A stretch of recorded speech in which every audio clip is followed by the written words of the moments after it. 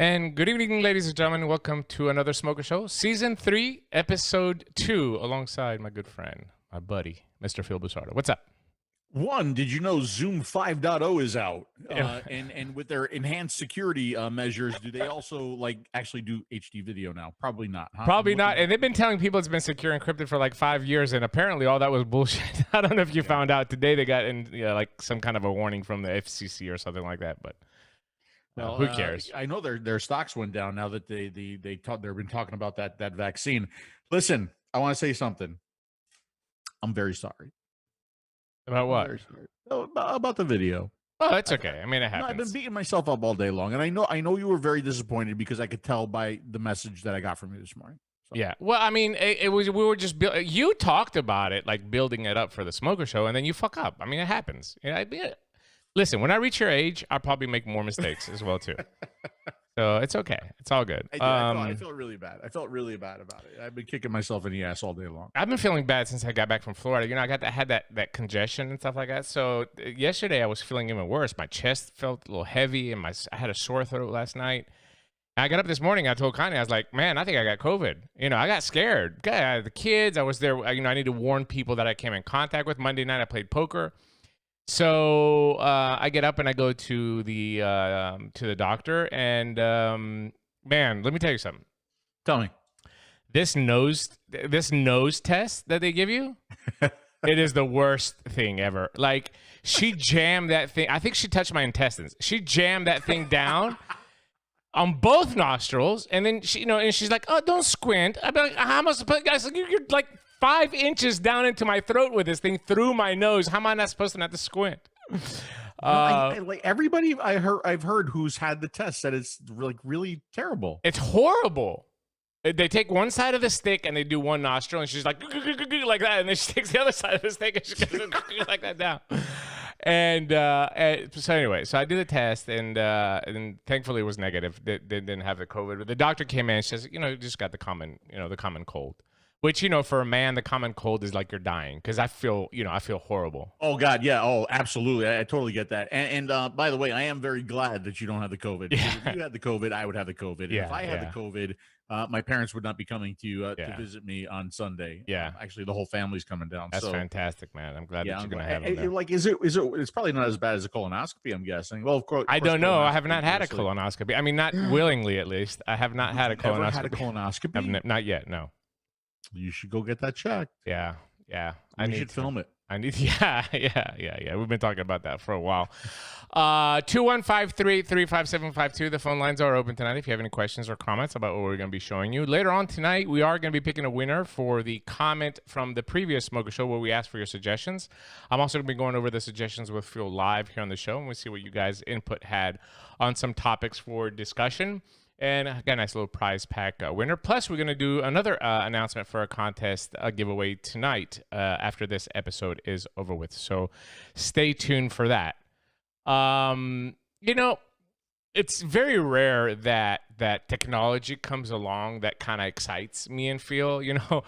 I mean, we've talked about it, designing products for Inniken for the last 3 years and other companies before that, a couple years before we joined Inniken. We have these ideas constantly, right? And just like we have these ideas, I'm sure the reviewers and other people in the industry have these ideas as well. Just who's going to implement it first, who's going to do it right, and how it's going to perform in the real world, because that's what it's all about. And Phil, especially being an engineer mind, we've dropped, how do we aerosolize liquid without hitting, a coil? How do we spray liquid onto a healing element and just, vaporize it, for example? Stuff like that. That maybe one day it will be able to happen.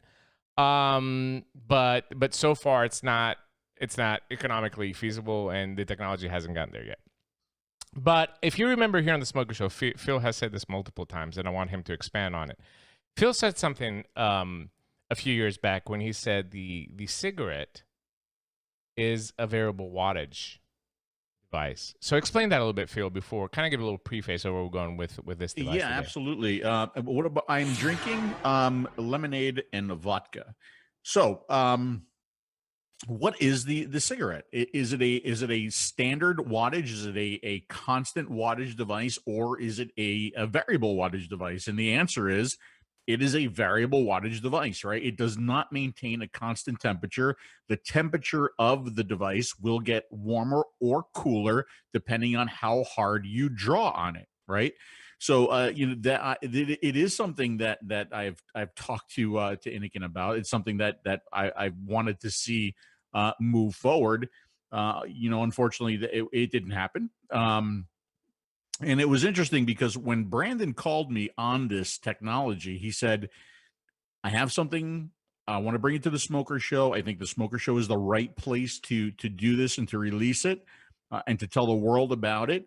And it's directly for the smoker, and it's going to be something very, very different. And as he was telling me this, I stopped him and I said, is it variable wattage depending on the draw? And he stopped. He got completely silent. And he's like, yeah. In other words, how did you know? And I thought it made sense. I thought when he was talking about that it was something specifically for the smoker, and knowing that Evolv is a technology company, it made sense. If anybody was going to do it first, I would have expected them to do it first. And there you go. It's definitely a lot of intricate work, and there's a lot of programming, and they've been working on this for 3 or 4 years, from my understanding. A lot of modeling work, right? Yeah. A lot of modeling work to actually model what a real cigarette does, what a light cigarette, what an ultralight cigarette, what a full flavor cigarette does. Yeah. I think a lot of work went into this.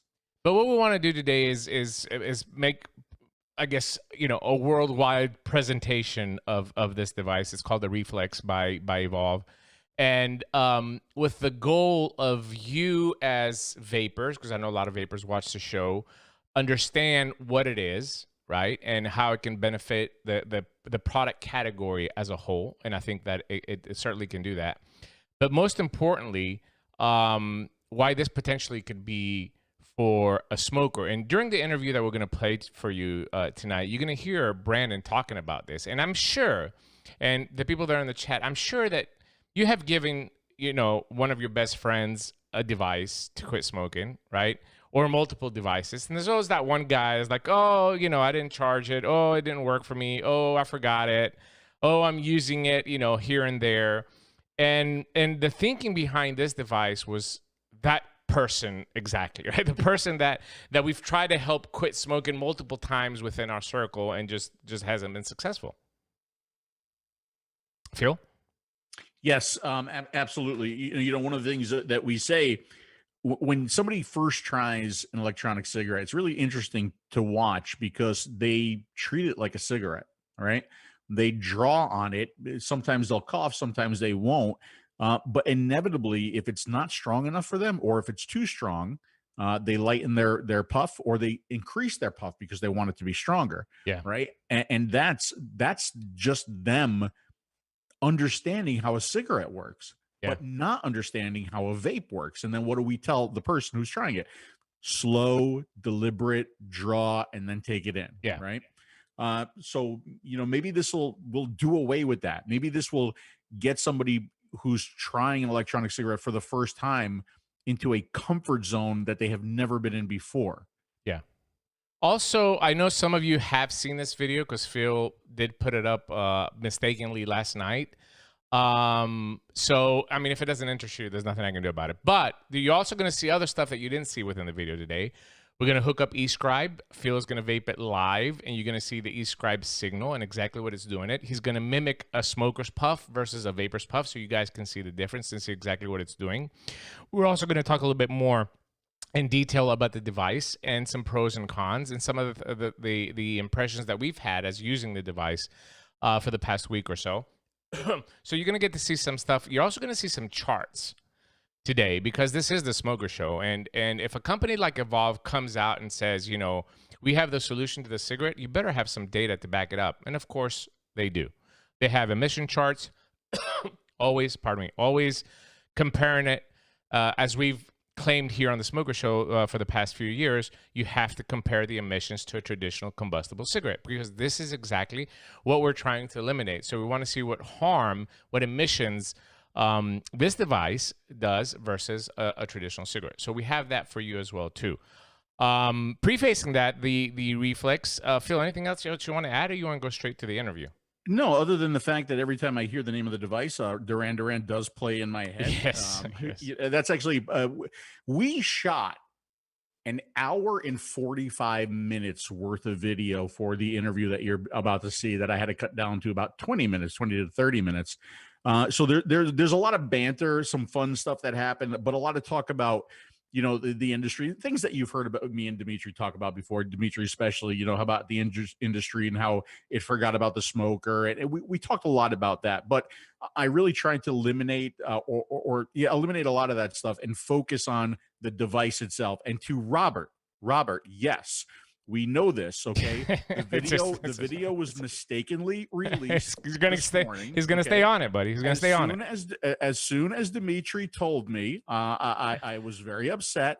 I set it to private, so even though you shared it on Facebook, nobody was able to see it until I re-release it tonight after the show. All right, so let's go ahead. By the way, who designed the slide? I don't know, Costa. Just look at the side of the box, buddy.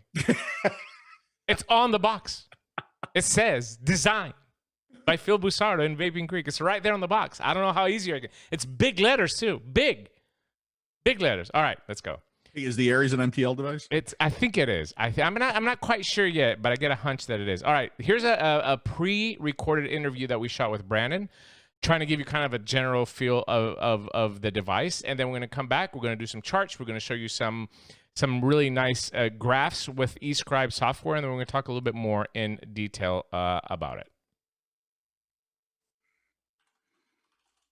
So we've probably already done part of the show. We've done our live stuff, and now here we are with this part. Yes. And so Brandon got a hold of me, and he said, Phil, I want to share something new with you. Yes. Right? And you had mentioned about, that it was something for the smoker specifically, and you thought that the Smoker Show made the most sense to kind of announce this to the world. That's correct. Right? Yeah, I think you said it in the DP show last week, that our goal has always been to solve the cigarette. And this, I think, brings us one step closer to solving it. This is the first device since the Darwin. That's correct. That Evolv has put out, a finished product that is correct. One of the things that we've seen over the years, and anybody who vapes that has a friend who is still smoking, who you've tried to convert, or has been in a vape shop where someone walks in and they hand them an e-cigarette and they try it and they start coughing, and they're, and one of the reasons that I think that we believe that we're not converting more smokers is that initial, when you try it, it's not like smoking. Initial experience. That initial experience is not like smoking. Right. This is very much like smoking, and let me explain. An e-cigarette is, the control terms are reversed from a cigarette. With a cigarette, when you light it, you draw harder, it gets more intense, it gets hotter. With an e-cigarette, you draw harder, it gets cooler. You draw slower, it gets more intense, which is exactly the opposite of a cigarette. So when somebody's trying an e-cigarette for the first time, coming directly from smoking, which we all enjoyed smoking, but we all wanted to quit, they start to feel it getting a little overwhelming. They slow their draw. Then it gets more overwhelming, and they end up, coughing all over the place. What this e-cigarette does is it models a cigarette exactly. And when I say exactly, we spent a lot of time in the lab actually modeling the output of actual cigarettes. This device models an actual cigarette.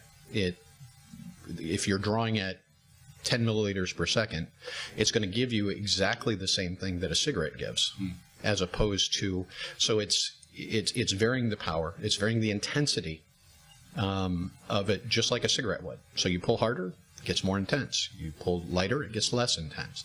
And that is, I think brings us one step closer. This is something that if you walk into a vape shop, you can hand somebody and there's no instruction needed.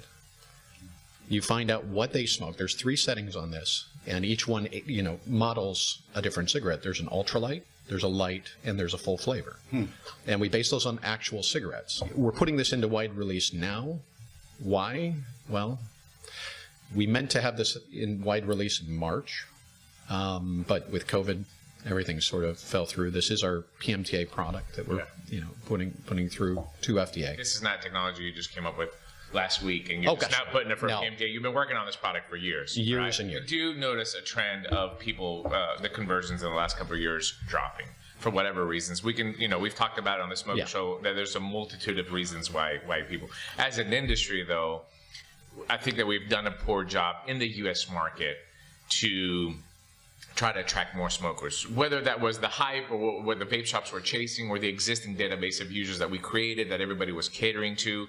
Right. Somewhere along the line, we forgot about the smoker. And the response, unfortunately, from Big Tobacco was, well, here's 50 milligrams salt nicotine. That's our response to attracting the smoker. Yeah. Unfortunately, as much as praise I want to give to a product like that, it's like a jewel, that 50 milligram jewel that's going to help a smoker, unfortunately that has some drawbacks as well too. And that is initiation, and that is, the stealthiness of the device, and more and more younger people picking it up. And that's just a fact that has been documented across. So our response as independent vapor industry, because until somebody comes and gives us a check, we are still independent vapor industry. That's correct. Our response has been lackluster. Yes. Right? So would you call this the response of the independent vapor industry to say, this is how we're going to compete with that 50 milligram jewel? And that is exactly what this is. No more of this. Juul assumes that we're not delivering enough nicotine, and that is the reason we're not holding the smokers. I think it's different. I think there's a lot more to it. I think it's the habit, the familiarity. Like I said, I didn't want to quit when I quit. Right. I did not want to quit smoking. I mean, it was, late 30s. The only reason I quit is because I was coaching my kids' sports and I couldn't run anymore. I couldn't run with them. And I'm like, oh my God, what have I done?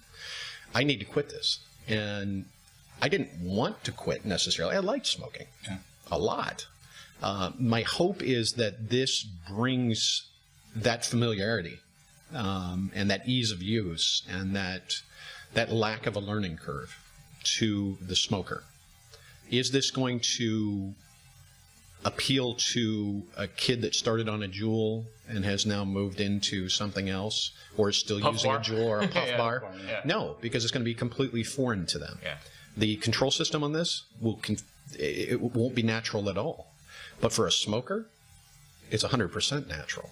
And that's what we were going for. We wanted to give them a smoking experience, because the only way we win, the only way that we get to a smoke-free future, is by giving the smoker something that is, for all values, better than a cigarette. Yeah. Right. It's going beyond that. And if they like a cigarette, why are we saying you have to change?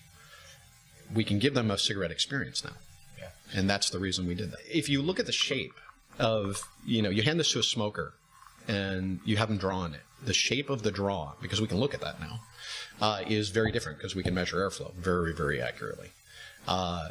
The shape is very different. They sort of come up and then trail off on their draw, and that's how you draw on a cigarette. Yeah. If you watch a vapor, it looks like a plateau. It looks like a butte. It just goes up and then flat, because that's how we've been taught. Yeah. Now, will this excite the enthusiasts? I don't know. I'm using it. I mean, I'm a guy who vapes a lot, and this is pretty much, all I use. I still do have a DNA 60 that, has one of your guys' tanks on it, but with the, maybe I'll make some people angry, but who cares? With this technology, who cares? Who cares if we appeal to the vaping? Yeah. Right. We're already vaping. Let's have a product that appeals to the smoker. Right. Before we open this up, this is potentially really, really important for the smoker. Right. Yes. With the way America is right now, and the difficulty in advertising a product like this, talking about a product like this, how getting this in a C store, how do we get this in the hands of a smoker? Initially, we're only selling this online through our site. Now, we're hoping that the pods will be available through distribution if somebody wants to pick them up. But initially, we're only making this available through our website, not through distribution. So let's talk a little bit about the tech specs before we even open it up. As far as, how did you come up with the resistance of the pod? How did you get some of that technical data that's inside, battery capacity and all that? And the nicotine strengths that you would suggest to be used with this? Freebase is what we use. That's what I use. I'm using, in this one, I'm using an 18. But I was a 2-pack-a-day smoker, so that's not unusual for me. 18 is what I would use in a Nautilus. That's something like that. Okay. Yeah. This is extremely tightly temperature controlled. So each pod is tested individually. Each pod has a QR code on it that will show you the testing that was done. So if you scan it, it'll take you right to the website and show you this individual pod's testing data. We test the wicking tightness in there to make sure that the juice flow is the same in every single pod, so you don't get one good one out of a pack of 2 or the pods are made of Altum, not of PCTG, so no polycarbonate here. These are actually made, and you'll notice the chimneys is also made of Altum rather than metal. Absolutely. Yeah. The only thing metal in here is the stainless steel coil. It does have organic cotton. It is a horizontal coil. We filled it up with what we would normally use in a small device like this. And Phil has, of course, the #1 selling watermelon. best-selling flavor in the unsalted line, the delicious watermelon peach. At 12 milligrams. At 12 milligrams, and you have... And I'm using the hybrid 20 milligram, half salt, half free-base nicotine, which is usually my, the icebreakers that I carry in smaller devices and pod systems when I'm traveling. And the first thing that we noticed when we did click it down, we saw some flashing. Yeah, right? That is an auto wicking sequence. Auto wicking. Yeah. Yeah. So for 10 seconds, anytime you put a pod on, it's going to flash yellow for 10 seconds. You won't be able to vape on it.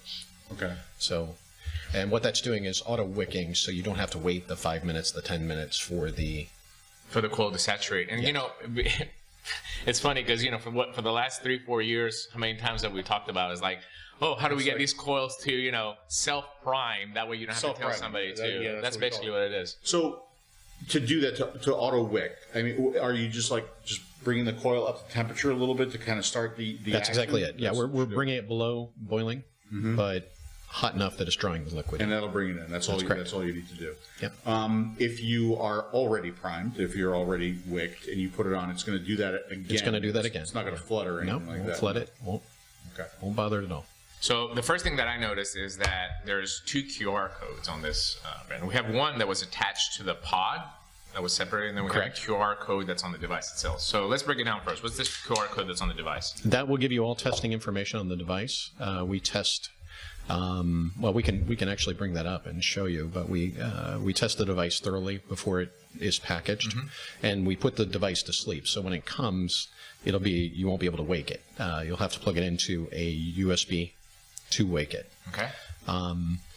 The QR code on the pod will give you all the information on the pod. It will give you the resistance of the pod, which has to be plus or minus 1%. That's why it is so tightly temperature controlled. That's how we can control it that tightly. It gives you the wicking tightness, and we also pressure test the pod for leaks. But the wicking tightness is really important to give you the same experience pod to pod to pod to pod. Yeah. Also, wicking tightness is how quickly is it going to transport liquid to the coil. Okay. So you're not going to get a floody pod or a pod that doesn't wick So well. you're monitoring that, and we're monitoring that's that. part of your quality control. That's correct. Every single pod has been tested before packaging, and the way it's because it's an automated system, we have these rows where they hit a button, it comes down, it checks the pressurization, it checks the wicking tightness, it checks the resistance, and if it's bad, you cannot package that because they have to scan it before it gets packaged. So you cannot package that. The pods are actually made in China, but they're using our test equipment. So we have, at the end of the line, they have to run it through our test equipment, which feeds that information back to us at Evolv. So we can see every single pod. So they can't keep putting a pod through or, try to slide one in. So that kind of avoids the, how many times we talk about like a bad batch, Exactly. Like coils, they're right. Millions of them produced, and you might get a bad batch somewhere because somewhere in the quality control of the line, something went wrong. That step assures that you're not going to get a bad pod. That's correct. And if you look at any of the pod packs, which we don't have one of these open, or even the brick of pods, if you scan this, it will show you every single pod in this pack. Okay. Every single one. If you scan the back of the device, there's also a QR code. Okay. And that will show you the pod and the device. That's packaged testing. Yeah. It's packaged within here because they cannot package it without scanning both the device and the pod to make sure that it has passed our testing. So let's go through this. I've got this filled up, and you're going to notice you have to press the 2 buttons on the side to release the pod, and that's kind of a 2-step process. It's something that we're seeing more and more requirements. Canada, just pass it now, January 1st. I hate to tell you that, but all the devices have to have this type of mechanism. It has to be a 2-step to be a child process. So we're pressing these 2 buttons, we remove the pod, and what you're going to see is I start to take the pod, and I place it into the device, and I push it down. Just push it straight down. You're going to see that little blinking. That is the auto wicking feature that's bringing a little bit of that liquid into the coil. That way you don't have to wait for a few moments before it saturates. And as soon as that light goes out, then it's ready to vape. Now, if we click the button just once, we see the power level. Correct. If you want to see what level you're at, now while you're vaping, while you're drawing, you'll also see that. Right. As soon as you're done vaping, you'll see it'll glow in and glow out. It'll the battery status. Right. Okay, so what does a full battery look like compared to what a close to dead battery? What does it look like? There are 3 levels. Green would be above 50%. Okay. Yellow would be below 50%. Okay. The last 10%, it's going to turn red, and then when it gets to the very bottom, it's going to start blinking red. Red. Yeah. Okay. Okay, and this is a 750 milliamp hour battery. That's correct. And we talked a little bit about efficiency as well too, because you hear 750 mile, and you're like, oh, that battery is small, or whichever way it's being perceived. But you've thought about the technology as well on that. Yes. So explain a little bit more how the battery works in this device. Well, it's because the wattage is based on draw. you're following a curve of an actual cigarette. Everyone tapers off at the end of their draw, so you're not wasting that extra energy. So it's more efficient. I vape a lot, and I get through the better part of a day with one of these. Yeah, that's pretty impressive. Okay, I know you vape a lot. You're constantly vaping. All right, and then we have a few more settings that you guys have done testing based on cigarette models, and you tested extensively different types of cigarettes. Correct. Seeing the draw patterns, how people are using them, and then you were able to replicate those draw patterns into 3 settings. I don't want to call them wattage settings. No, it's an actual curve. So it's a flow to power curve. So however hard you're pulling, it will follow that curve. If you're pulling at 10 milliliters, 20 milliliters, 11 milliliters, it will follow the curve of a cigarette. So we tested our lab smelled like tobacco, combustible cigarette smoke for a long time, because we were going through, and we actually have curves on all of the major brands of cigarettes, all of them. Right. We chose one. And you call the settings, you call it light, ultralight, and full flavor. That is correct. So green is going to be your light, and then you click to hold, and you go from green over to kind of like an orange would be full flavor. That's full flavored, and then if I click and hold, I'll go back down to blue, and blue is going to be your ultralight. Right? Okay. I will tell you, I know we had a little break here because we ran out of memory card, but while we were doing this previous shoot, I was vaping on it pretty intensively, and I will tell you, I mean, draw to me is spot on, which is something that me and Phil always talk about. The draw is really important when we're trying to introduce this to a smoker. It's a very cigarette-like draw. Very cigarette-like draw. It's modeled after that. But I will tell you, what really impressed me is the delivery. Because when I had it on orange, which is the highest setting, and I started vaping it, and I was vaping it intensely, I know, because I know nicotine, I felt that I was getting more nicotine than I would expect to get from a regular pod system. That is another thing that this does. I feel like that too. I feel like the nicotine delivery is better. Yeah, it is. A typical e-cigarette, I don't care this one, you're going to have a range of particle size. So the aerosol is going to be in a range, and it's a rather wide range. This one only puts out 1 particle size. And the way we did that, if you look at the bottom of the pod, take a look at that airflow.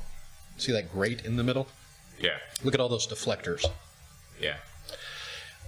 We studied, we bought hundreds of on the market atomizers or tanks, pulled them apart and said, but before we did that, we had them ranked 1 to 5. 5 being the absolute best tasting, 1 being the absolute worst. And then we took them apart and we mapped the airflow. We mapped the airflow across the coil. We looked at it to find out, to try to quantify what made flavor good. The reality is that most of the atomizers on the market today are good at 1 airflow. People don't pull at 1 airflow. So this one may be good at 25 milliliters per second. Yeah. This direct loan one may be good at 40 milliliters per second. They're not good beyond that, and there's a reason for that. It's because the airflow, typically at only 1 level, will cool the coil, or will hit the coil in a way that it pulls all the aerosol away from the coil and up the chimney. This one, no matter what flow you give it, to 10 milliliters all the way up to 60, 70, however hard you can pull on it, should give you the exact same flavor. The only thing that should change is intensity. And that's because we put all these air deflectors in there to make sure that at any given flow rate, so any given draw strength, the flow is exactly the same across the coil. So there are no areas of the coil that are hot. And the reason we went with a horizontal coil, because the vertical coils can be problematic because they're always cooler at the bottom than they are at the top. So if you're tightly trying to temperature control something, you may be 400 at the bottom, but you may be 550 at the top. Makes sense, yeah. Okay. Because remember, temperature control is an average across the coil. Yep. So as you get higher on that coil, the hotter that coil gets. So we chose a horizontal coil, but we worked very, there's 2,000 hours of airflow simulations in that pod. Yeah. It's an Ultim pod, so there's no metal in that pod other than the coil. Yeah, and there's also an Ultim chimney, I can tell, right? There's a clear chimney right in the middle. Yeah, that chimney is also Ultim. A feature that we didn't talk about was the lock, which is kind of neat, right? Yeah, that was pretty cool. Yeah, I can see that being. If you want to lock it, you just give it a little puff, You puff a little into blow. it. You give it a little puff. Yeah, you get a little and blue light, and then the device is off. Yep. Oh, it lets you know that it's off too. Yeah, with the it white flashes. light. Charge rate? How long does it take to bring up the charge? It's 1 amp charge. 1 amp charge. It takes about 45 minutes to fully charge from bottom of the battery to top. Okay. So Arrows. looking at this, what we're seeing is we have 2 field plugs on the bottom. Obviously, when I filled my pod, I just removed one. It was plenty of space inside to. Unless you have a dropper or something like that. Yeah. For these bottles, it was absolutely enough room with air escaping, not to cause any issues.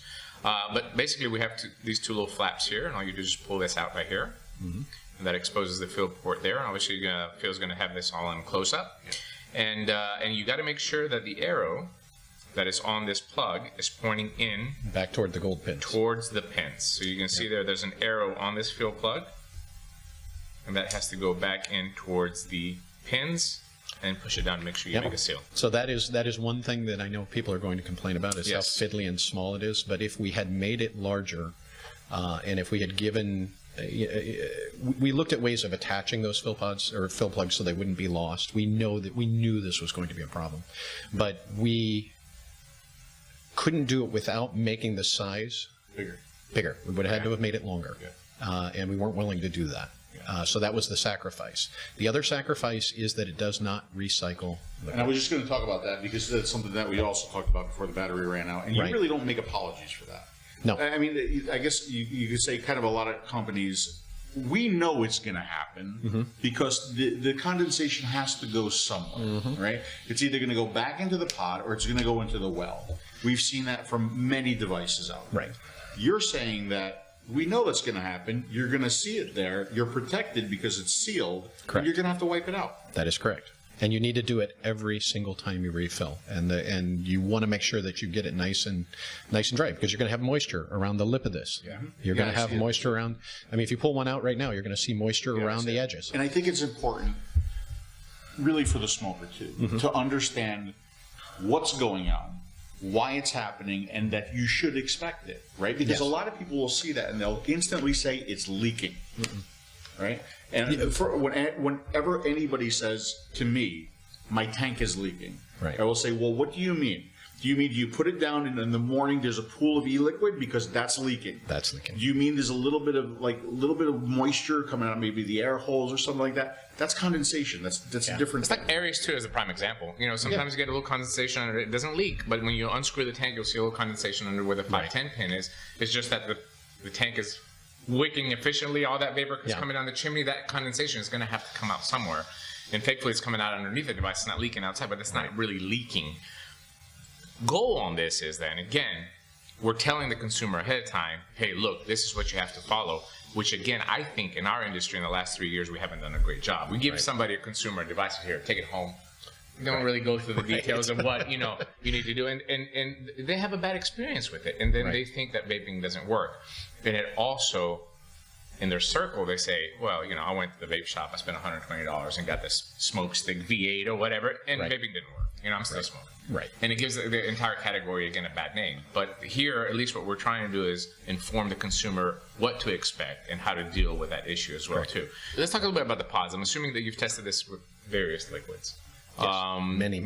Yeah, the longevity of it on average? I get about a week to a week and a half out of the pods. Depends on how much sweetener is in there, because the problem with these pods isn't that they'll just become muted.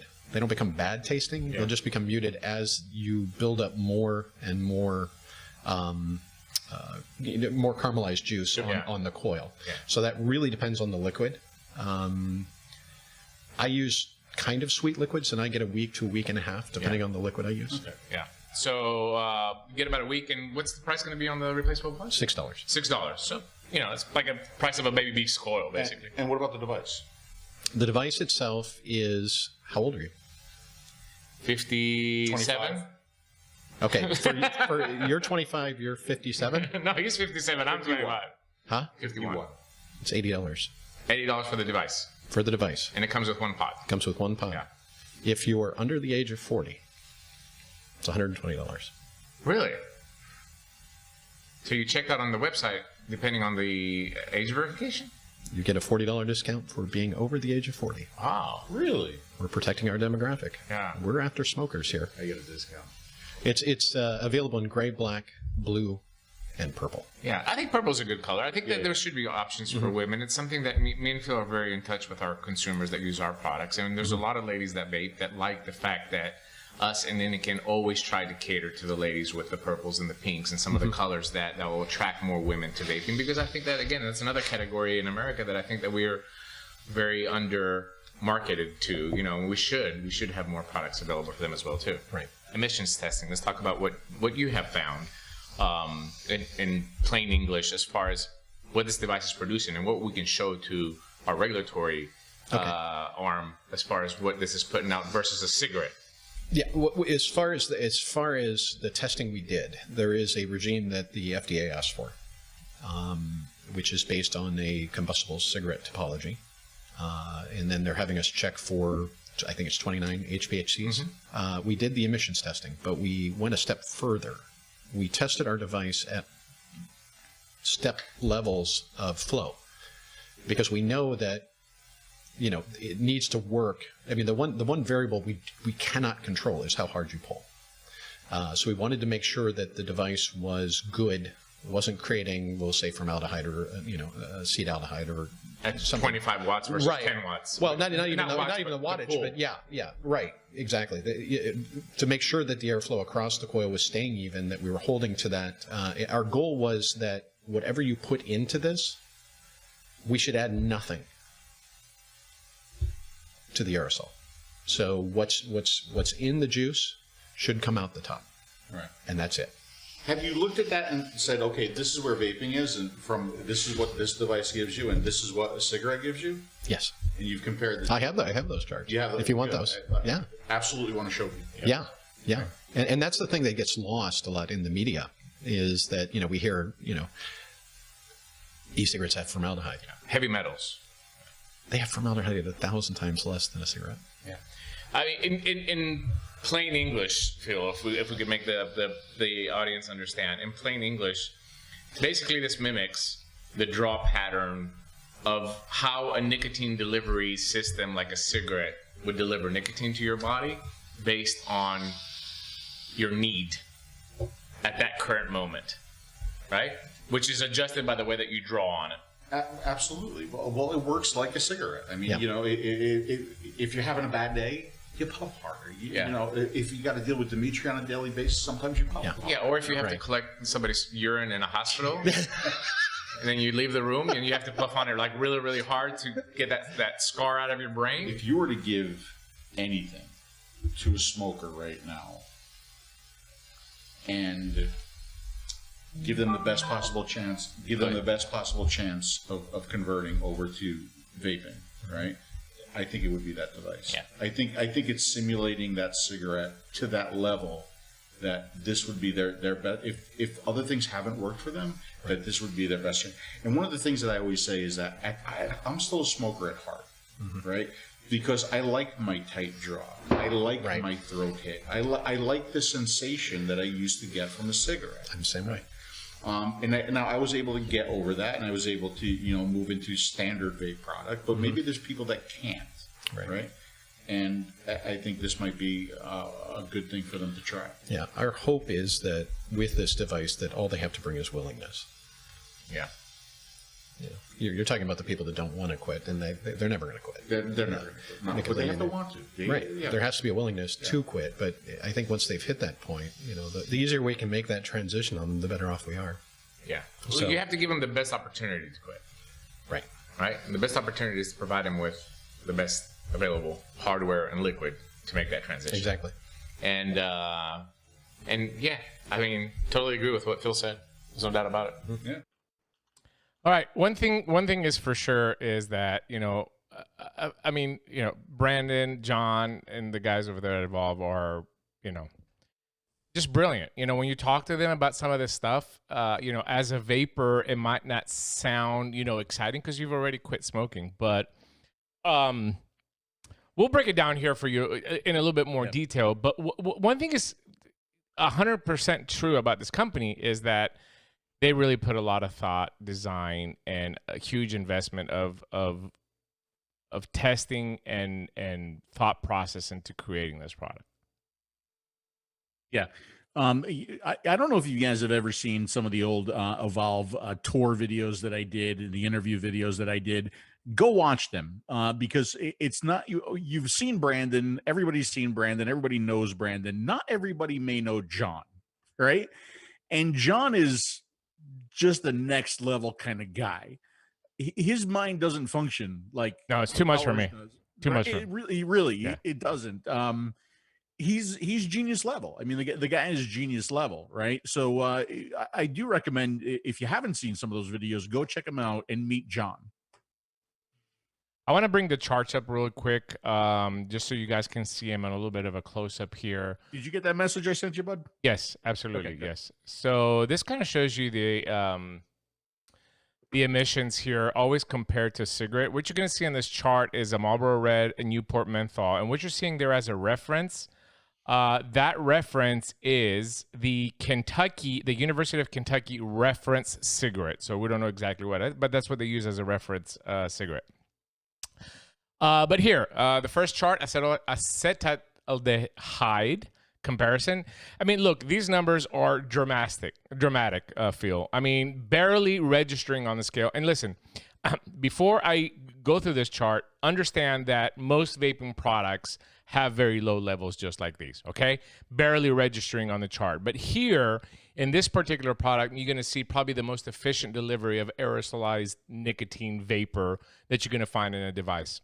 So by magnitudes here on this first chart, the Reflex is lower. The same thing with acrolein, which is a big concern with the FDA. Keep in mind, this product has been submitted to the for a PMTA to the FDA, so the FDA does have all these charts. Anybody from the FDA says that vaping is not better than smoking is absolutely lying. Here's another very long aldehyde, the croton aldehyde. Again, magnitudes lower than cigarettes, formaldehyde, right? How many times have you seen in the news, oh, these e-cigarettes, they have formaldehyde and they're killing our kids? I beg to differ, okay? Barely noticeable formaldehyde coming out of e-cigarettes compared to traditional smoking. Acetaldehyde again here lower, and acrolein here lower. It's just the numbers are drastic, feel. And as a smoker show, I feel it's our responsibility to get that across to viewers and get that across to smokers that potentially have been scared off by the news stories of what these products produce.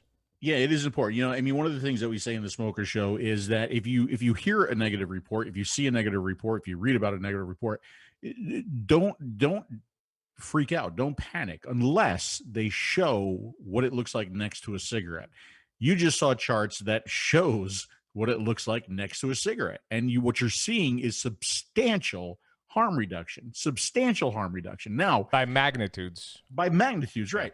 Now the Reflexes, you have to understand, it is a very controlled system, right? So the power to the coil is controlled, the cotton is controlled, the materials are controlled, the power to everything is very, very controlled. So they're able to do that kind of testing and do that kind of comparison. Now, if you were to do that with a standard electronic cigarette, I have a feeling that you would see something very, very similar, right? Maybe a little bit higher, but not a whole lot higher. But I mean, there you go. If you're looking for proof, if nothing else, send the smoker to that section of this show and say, see, that's what you know. We're also trying to get similar charts where they compare that to an IQOS, which I think is important as well.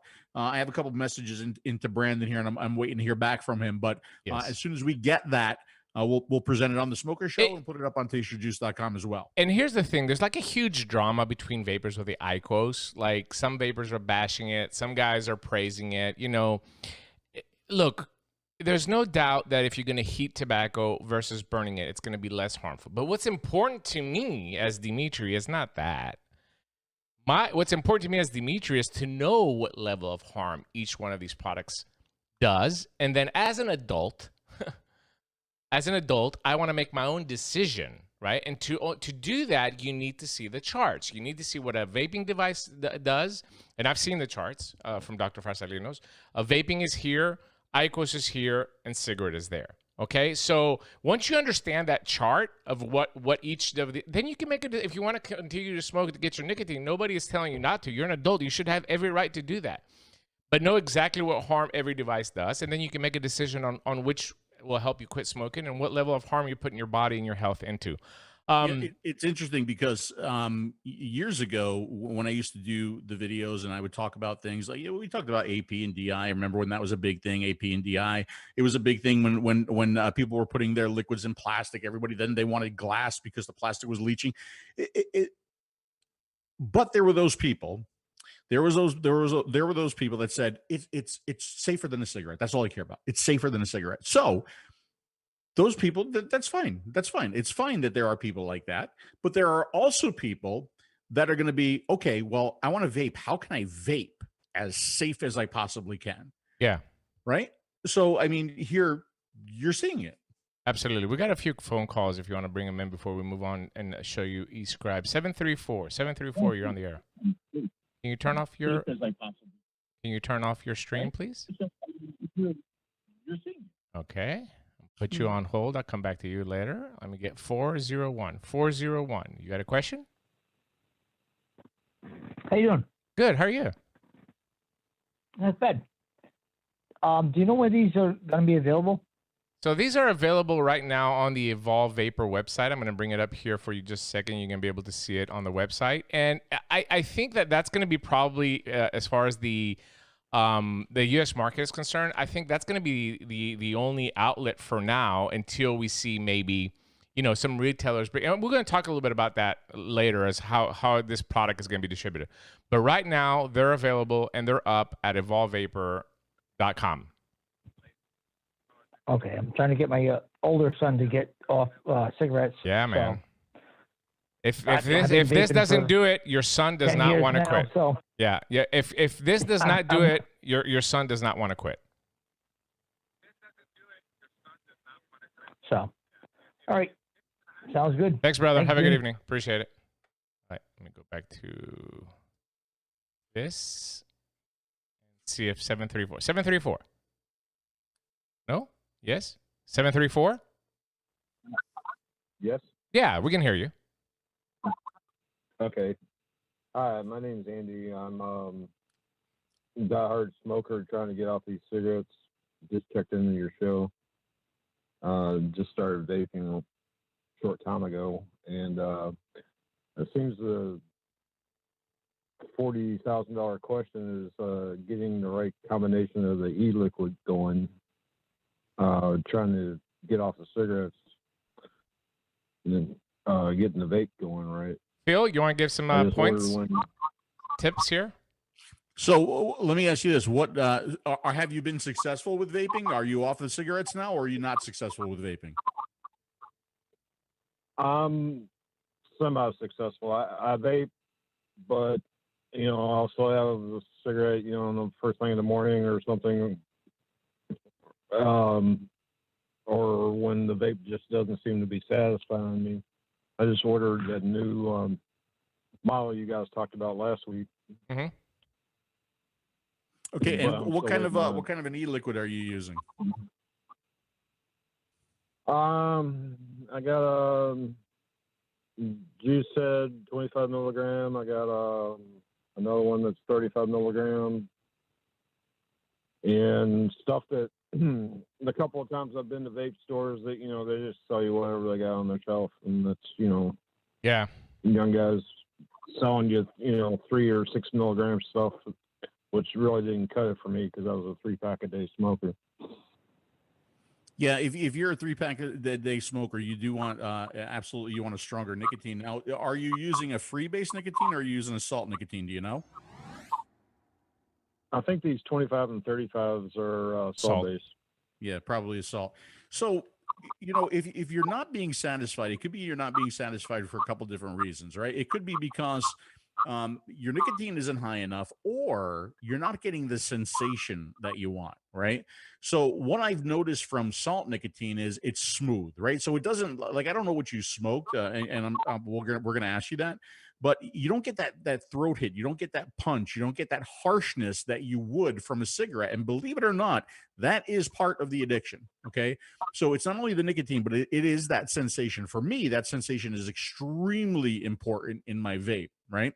So if you're going the salt nic route, I would go the salt nic route for your overall nicotine intake, right? So if you feel like you're not getting enough nicotine, you want to go with a stronger salt nic. But if it's the sensation you're missing, if it's that harshness that you're missing, then I would look at higher freebase e-liquids, because they're going to give you that throat hit, that sensation, that more cigarette-like experience that you might be looking for. Dimitri? Yeah, I think simple enough for Andy. I mean, I don't know what kind of devices you're using right now, if you're just using pod systems or if you have some bigger devices. I got a Caliber G right now. I'm talking on. Yeah, Caliber G. You know, to me, I what I would suggest, and I don't know, Phil, if you have some 12 milligram there, is I would suggest this a simple Zenith or a Light tank with a device and some 12 milligram tobacco freebase nicotine. I think that's going to do it for you, because I think that's what you're going to need for the hump. So what I mean, get a hold of us on Facebook. Get a hold of. But it hadn't come in yet. Yeah, this is what I do. I would get a hold of me if you want to on Facebook. Just send me a message on Facebook and give me your address, and I'll just send you out a tank with some 12 milligram freebase, and just use that as your cigarette. I'm not saying don't use the gallon burn or anything else that you have if you want to puff on it. But when you have that desire, like you said, in the morning with your coffee, when you get up, or when you have that desire for a cigarette, just use that 12 milligram tobacco freebase in a tank that you can get a really good strong throat hit. And I think that's going to help you take you over the hump. I think that's really what you're missing. Yeah, sometimes when I take a hit on it, I'll cough really bad, but I seem to have gotten mostly past that stage. Yeah, you get over that. When you first wake up in the morning. Yeah. I mean, any long-term smoker has smoker's cough first thing in the morning, but during the middle of the day, sometimes I would cough, but now I've seemed to be past that stage. Yeah. Andy, let's do that. And, but yeah. I think there's chemicals in those cigarettes that kind of make you more addicted, or you get at least psychologically addicted to. Absolutely. There's 4,000 chemicals in cigarettes that definitely have a big role with addiction. It's not the nicotine, my friend. Trust me, it's not. I mean, the nicotine is what keeps you going back, but there's other stuff inside there that draws you in there. And to get over that hump, like I said, you have to have a little bit of harshness. You have to mimic that harshness of a cigarette. As bad as harshness sounds, harshness is calming to a smoker, you know? Right. So that's what we're going to do, Andy, okay? When I first started vaping, I was really choking on it, but yeah, now I don't seem to be choking too much. Yeah, you get over that hump. Do the vape juices tend to fade in flavor as you're vaping it? Or is that... Yeah, some people experience what we call vapor's tongue. What happens is when you vape a flavor a lot, then all of a sudden you might wake up and it doesn't taste the same. That's one thing. The other thing that happens, especially for a person like you that's recently stopped cigarette, or if you're still smoking, one or two here, is that the receptors in your mouth, they constantly clean up. The least amount of cigarettes that you smell, the more the receptors in your tasting buds start to open up, right? That have been kind of bogged down with the smoke and the nicotine that's delivered from a cigarette. So sometimes the same liquid that you're vaping doesn't taste good simply because your taste buds are changing as well too. So that's a good reason to have a few various liquids around, just to mix it up a little bit. That happened to me a lot when I first quit smoking with vaping. So I have a couple of different tanks around, maybe with different flavors. Absolutely. Okay. Variety is the spice of life. Okay. Yeah, I got Phil's Facebook. I don't have. Yeah, send it to Phil. That's absolutely no problem. He can send it to you, or I can send it to you. Get a hold of him, and just next smoker show. How about you call in? That depends. Are you within the continental United States, or are you out there? Yeah, he's got a 734 area code. Florida too, buddy. Oh, he's in Florida. Well, you can just deliver it to him, There Phil. you go. Yeah, absolutely. Get a hold of me, and we'll get something out to you. Okay. All right, Andy. Stay at it, buddy. Okay. Stay at it. Will do. Have a good one. Bye bye. I got one more phone call. I'm gonna go ahead and bring that in as well too. Little problem with the audio here, D. They're saying that I'm a little bit low and the caller is very low. Although that caller was very low. Yeah. 207. You're on the air. Hello. Hi. Hello. Hey guys, my name's Brad. I'm from Maine. Hey, Brad from Maine. And hey, I got a question for Dimmy actually. Sure. What would you suggest for a menthol smoker when he smoked 𝗂𝗃𝗀? What e-liquid would you suggest? Yes, I have one I can show you right now that is exactly the same flavor. This was a project of mine when I worked at Mountain Oak Vapors, because I mean, again, this is how fair and balanced of vapors me and Phil are. We always felt like black people were not being catered enough, okay? We know that menthol is very, very popular amongst black people, and we wanted to have more liquids to draw more of the African-American community into vaping as well, too, which I think is, again, an underrated segment, just like women. I think it's an underrated segment of smokers that we're not catering to. So when I was at Mountain Oak Vapors, what we did is we created this liquid. I'm going to try to bring it up to the screen here just so you can see it. All right, let me go here and here and here. And the liquid is right here. It's white leaf. See it right there? This white leaf. Yes, okay, white. It's a mild aromatic tobacco with menthol inside that has excuse me, I'm sorry. I got the wrong one. It's the one that's above it. Cool Ice. This is the one right here. Cool Ice. I'm sorry, I got the wrong one. Right here. Cool Ice. This menthol tobacco right here, I mean, it's just like cool mild. It's exactly the same. You're going to have very, very high rate of success. Anybody that's a menthol smoker that gets that nice cooling sensation from a menthol cigarette will get the same thing with this. Okay, great. One other question, probably Phil might want to answer this one. And actually, it's a verification of what I think is going on. I have a Gen S, and I have the stock tank, and it won't keep up. Is that the coil that's causing that? What do you mean by it won't keep up? Describe that a little bit more for me. Well, okay, I take one puff, then I take a second puff, and the taste goes like cuts in half. And then I take a third puff, and it kills me. I mean, it's so bad that it's ridiculous. Okay. So yeah, if you're saying 3 puffs in a row. Yeah. So, you know, like when I do the reviews, I have a 3-puff rule, right? I got to get 3 puffs right in a row to let me know that the coil is keeping up. And that sounds like what you're experiencing. It sounds like whatever tank you're using, the coil isn't keeping up. So that first draw, the first drag is good because you're soaked with e-liquid. That second one, half the flavor, that makes sense because you don't have as much e-liquid on the cotton surrounding the coil. The third one is going to be bad. If it's not keeping up, the third one is going to be a burnt, dry, scratchy, nasty hit. And that tells me, yes. Exactly. Yeah. So that tells me that the coil isn't keeping up. So that means you need to rethink the tank or the coil that you're using, or rethink the e-liquid that you're using. You want something a little bit thinner with a higher PG ratio. That'll give you a little bit of a thinner and an easier wicking e-liquid. Okay, great. Thank you, my friend. I appreciate it, Phil. And thank you guys. You guys saved my ass. Oh man, that's very nice of you. Just a couple of months ago, I saw Phil's reviews, and then I saw his thing on his website for the Smoker Show. And I've been playing catch up on all the Smoker shows, but Great, man. I want to thank both of you for definitely your help in starting me vaping. You're the best, my friend. Congratulations on your smoke-free life, man. Yeah. Send us some Maine lobster. Yeah. Have a wonderful evening, brother. There he goes, everybody. All the way from Maine. Thank Thank you. you. Thank you.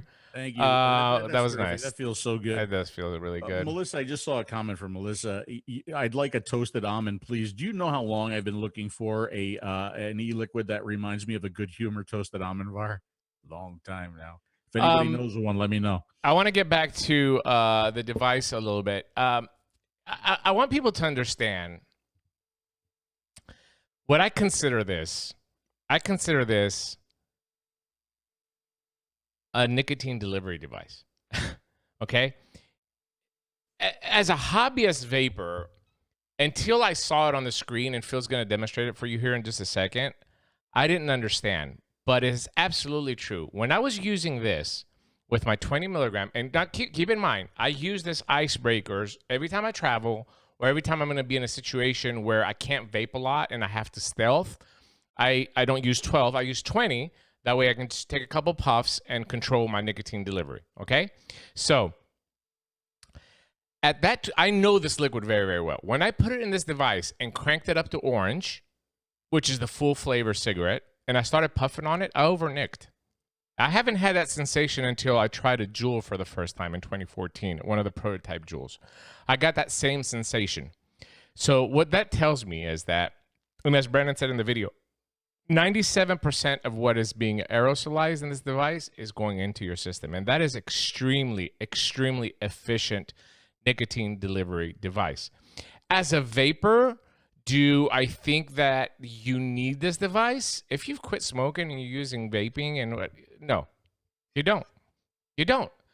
If you are a dual user, though, and we know that there's a lot of dual users in the community, if you're somebody that tried vaping and gave up on it, if you're a hardcore smoker that's tried vaping and it didn't work for you, or for that one person in your life that you've tried relentlessly to help quit smoking, you've given them tons of free shit, and it hasn't worked out, this might be the device for you. This is a game changer as far as not vaping, but electronic nicotine delivery technology. It is hands down a game changer.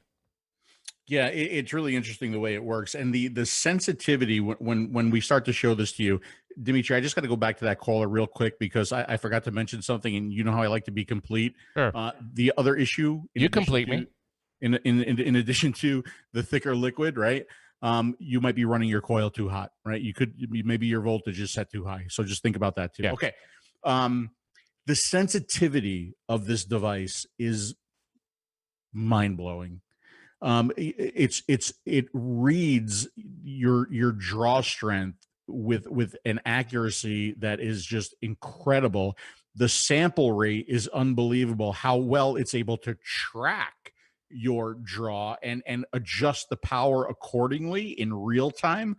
It's really, really interesting. A couple other things to know, because like one of the questions that I had is, if it's that sensitive, right, could it break? So from what I understand, the pressure sensor that they're using is actually found in like an Apple iWatch, right? It's the kind of technology that lets you know when you're climbing a flight of stairs, right? It's that same technology. It's a sealed system. It is a waterproof system. And don't forget, what is it, forma coating that Evolv uses? So everything in there is watertight and liquid tight anyway, but the sensor as well is also liquid tight. So that's not something that you have to worry about or be concerned with. You still want to wipe the outside of the pod, wipe the well. But you can't appreciate this when you're using it. I mean, you can, because it's a different sensation, but you can really appreciate it when you're looking at what it's doing in eScratch. So let's go ahead and see that, Phil. Go ahead and bring it up. Let's go ahead and see exactly what this device is doing. I'm switch over to here. Go for it. You know what? I think the first thing I'm going to do here is I'm going to put a pod on. Right? Okay. So what you're seeing here on the black line on the top, and actually I just put that pod on and it's doing its thing. What you're seeing on the black line, this is the voltage. Okay. Down here, the blue line is going to be the airflow, and that's measured in milliliters per second. And then eventually, when I start puffing on this thing, you're going to see a green line, and that's going to be the power. Right. So you'll notice that when I do put the pod on, so I'm going to go ahead and take this pod off again. I have to do this with it plugged in, and I put it back on. you're going to see the voltage start to kind of fluctuate. You're not going to see any difference in power. They're hiding the power from you in this step, but this is the auto prime feature, right? So I'm attaching it right now. You can see that it's really not doing anything with the power. It's not showing you the power, but you do see the voltage fluctuating right there, right? So that's the auto prime feature. It's just kind of bringing that coil up right below boiling point, trying to pull the e-liquid into the coil. Really kind of genius there, guys. Absolutely. Absolutely. It's something that we've always struggled with. I mean, you have to have a stainless steel coil, right? You can't do this with Kanthal and nichrome and other wires. So it has to be a stainless steel coil. But that's something that me and Phil always struggled about. It's like new people, we need to bypass this. Oh, put a little drops down in your coil before you put it in, because we see a lot of people struggle with that.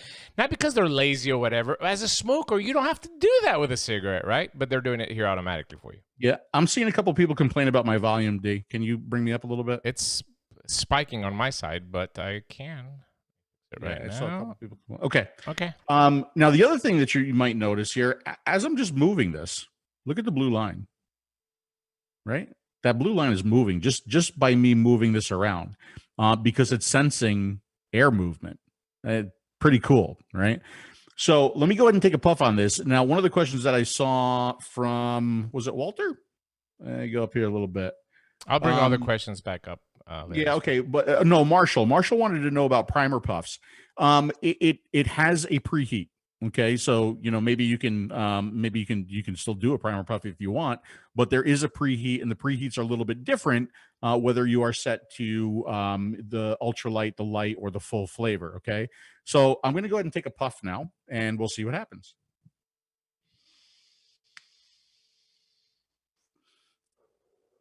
So there's my puff. And if we take a look at that, the blue line, again, is going to be the draw, the amount of the strength of my draw. And then the green line is going to be the power. And look at how that power line followed the draw. Let me do a little bit of a different draw now. So let's try a smoker's draw. This is what he said a smoker's draw looks like.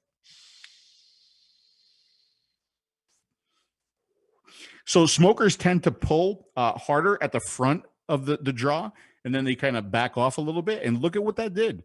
Look at the draw there, and look at how the power in green followed the draw, and it starts to back off as the draw backs off. That adds to the efficiency of the device as well, right? Because if somebody's not drawing that hard, it doesn't need to provide as much power, so the efficiency of the device winds up going up. Now I'll do what Brandon called a vapor's puff, which is more kind of just like going up and then plateauing and then coming back down. So something like that. I'll do it again. There you go. And again, so on the first one here, you do see, can I pause this? Yeah, I think you hit the space bar. Yeah, I think I can. Well, yeah, maybe not. I know there is a pause here, but I can't see it. But you'll notice that the green is a little bit higher here than it is here, right? And that's because of the preheat, right? So it put a little bit more power to get the coil to temperature. And I could just do this like very light. Like Brandon said, by the way, I have very good control of my breath. Your suction is unbelievable. Probably why Dimitri is so attractive. Unbelievable. Like look at how light I can puff on this, and it is the bestest suckage in the vape game, as Donald Trump would say. Now, you'll notice there is not a solid green line, right? It's just like a line here and a line here and a line here. There are some settings on this device, and you can control when the power actually kicks in. So in other words, how strong your suck is before it actually kicks in. Because if it's too sensitive, I mean, you see how sensitive this is, right? If it's too sensitive, what could potentially happen is you get on a plane, it starts going off. You're driving down the street, starts going off. You're going in an elevator and it starts going off, right? So that's why that is adjustable, right? So that it doesn't just kind of go off all the time. But it's just really, really neat technology. So I'm gonna try like a strong and then kind of like back off towards the end of the puff, and again you'll see the power back off.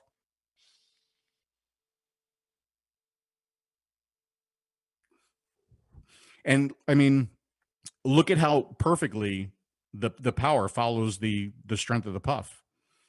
Really cool stuff, guys. This is really, really cool stuff. It's pretty awesome. I want to touch on something else, Phil, on some of these questions that I see here. No, it does not need a primer puff. We answered that. I ordered one. Listen, I think, Phil, you want to switch to your big camera? I think if DNA fanatics will buy this, right? People that use DNA chips, the Evolv fans will buy this as a vapor. You're going to buy it and just put it in your arsenal. By the way, I am feeling a little bit lightheaded. I got a lot of nicotine in that. Yeah, absolutely. And there's something else that I want to show as well when we go back to it.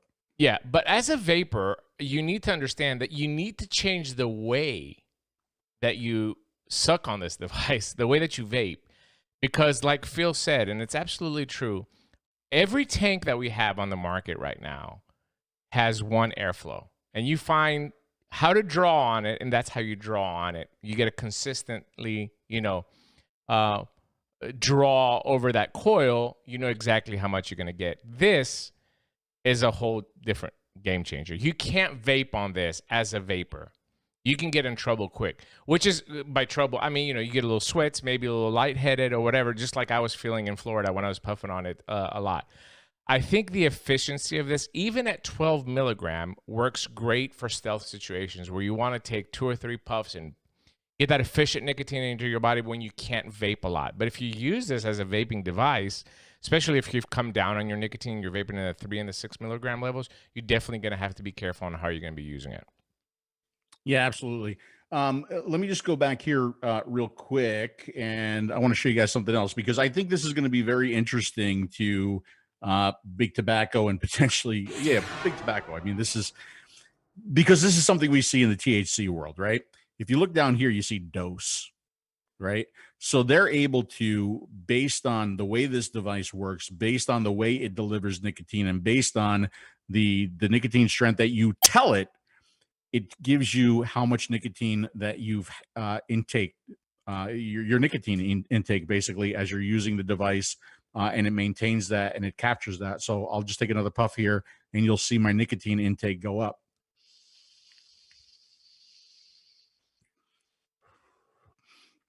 And there it goes. So that's something else that's really interesting, and it's something that I kind of want to play with too. Kind of find out what is a cigarette? Like, how much nicotine does a cigarette deliver? Brandon told me, I had it written down. I got to go find it again, and like compare that to, like, if I smoke a pack of cigarettes during the course of the day, compare that to using this device and see how much nicotine I get. Am I getting less than smoking a full pack a day, or am I getting more? I'm just curious about that for myself. Question from Carrie Ann Powell: can you use low-level nicotine? Yeah, I mean, you can, but again, I think that kind of defeats the purpose. I mean, if you get down to the 3s, really, this device was not meant for that. Okay, not that you can't use it. Absolutely, you can use it. The draw on this, though, is very cigarette-like. Tons of engineering and design have gone into the draw, and once you get ones in your hands and you look at the intricacy that this pod has on the bottom, you will understand. The draw on it is one draw, and it's a cigarette draw. There's no variable airflow on it. It's just one draw. You have to like a cigarette draw. Yeah. As a matter of fact, it's not cigarette-like. It is the draw of a cigarette. Okay. Yeah. So they measured the resistance of a cigarette, and they made this exactly the same, right? So it is the draw of a cigarette. I can tell you, for me, it's too tight. Yeah. Right? Me too. Me too. I'm a tight mouth to lung vapor. Yeah. Right. But I've also, I am a little bit over from a cigarette. If you've ever seen, the chart that I put up, the draw tightness estimator, you see where I sit. And this is too tight for me. Right. Yeah. But for a smoker, it's going to be a very comfortable experience. It's going to be an experience that they are used to, not only in the draw, but the way the device works as well. I totally agree. And think about this when you were a smoker. I mean, it's been 10 years for us, so obviously a long time has passed. But so some of you that have newly converted, think about this. Remember the what's the front piece of the cigarette called where you light it up, Phil? The cherry? The cherry. Remember the cherry on your cigarette? The harder you drew on your cigarette, the more intense the cherry burn would get. Right? Especially when you lit a cigarette, right? Those first draws to get it to light up the tobacco. Or if you wanted, you were really stressed, you take a couple of hard puffs. The cherry, this is exactly what this electronic cigarette does. It mimics that cherry. The more hard you're going to draw on it, that cherry is going to heat up more and is going to deliver more nicotine more efficiently into your body. So, I mean, does the device come with a pod, or do I need to buy one separately from Andre? It comes with one pod. Yeah, it does come with one pod. And I saw a comment before. It looks like temperature control to me. It's much more than temperature control. It does have temperature control. Yeah, it's right? so much that more. is built into the device. You can't burn anything. As a matter of fact, Brandon has a habit of doing this. He's like, "Here, Phil, suck on this," and it's a completely dry pod. Yeah. I mean, that's And like nothing how I met happens, him yeah. the first time when he introduced temperature control to me. And so you're not gonna burn a pod, right? Even if you don't have any liquid in it, it's gonna taste a little bit, funky, but it's not gonna burn the cotton. Yeah. Where's the coupon code says? Listen, this is not a paid sponsorship. We're not promoting this. We don't have any coupon codes. This is really cool technology for the smoker. And it doesn't make any difference that we work for Anakin. The point is, if you have a good product on the market, we're going to tell you about it. And this is a good product for a smoker to quit. So yeah, there's no coupon code. And I think that this is part of the strategy that Evolv has, because as a vapor, look, I'm not going to lie to you. $80 is a lot of money, especially we can go into a vape shop today and buy a pod. You can buy a disposable pod for $6, $7. You can buy a pod system for under $20 right now. So I can see in a vape shop, this is going to be a very, very hard sell. It's going to be very hard to take this device, okay, and put it next to, I don't know. And this is something we talked about with Brandon. Absolutely. I'm going to put it next to this pod, which right now is 10 pounds, $13 special for the M18 in UK right now for people to quit smoking. It's very hard to put these next to each other and try to explain to a smoker in a relatively short amount of time why this one's $80 and why this is going to be $20. Okay, it's going to be a very, very hard sell. And I think that Brandon and their team, they understand that. And I think that's one of the reasons why they're offering it on the website. This has to be a device where a vapor tells a smoker, look, everything that you've tried, this is where you need to go, and this is where you need to get it. And hopefully the pods will get into distribution and they'll be available, maybe through some vape shops or other websites as well too. But it's going to be a very, very hard sell. I agree. $120 if you're under 40 and 80 over 40, it's a lot of money. I mean, there's just no doubt about it.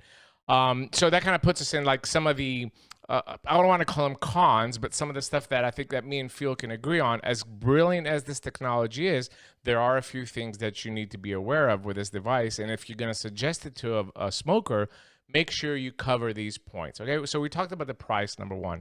One of the things that we had talked about, one of the best ways that this could be sold is if it's in a real retail shop. I don't think a vape shop makes sense for a device like this, but a Reflex boutique like you see for IQOS. Yes. Right. I think that makes a lot more sense for the device. The other thing is, yeah, the price is prohibitive for some people, but for those people who are really dedicated to and committed to quitting, when you spend that kind of money, you might even try harder.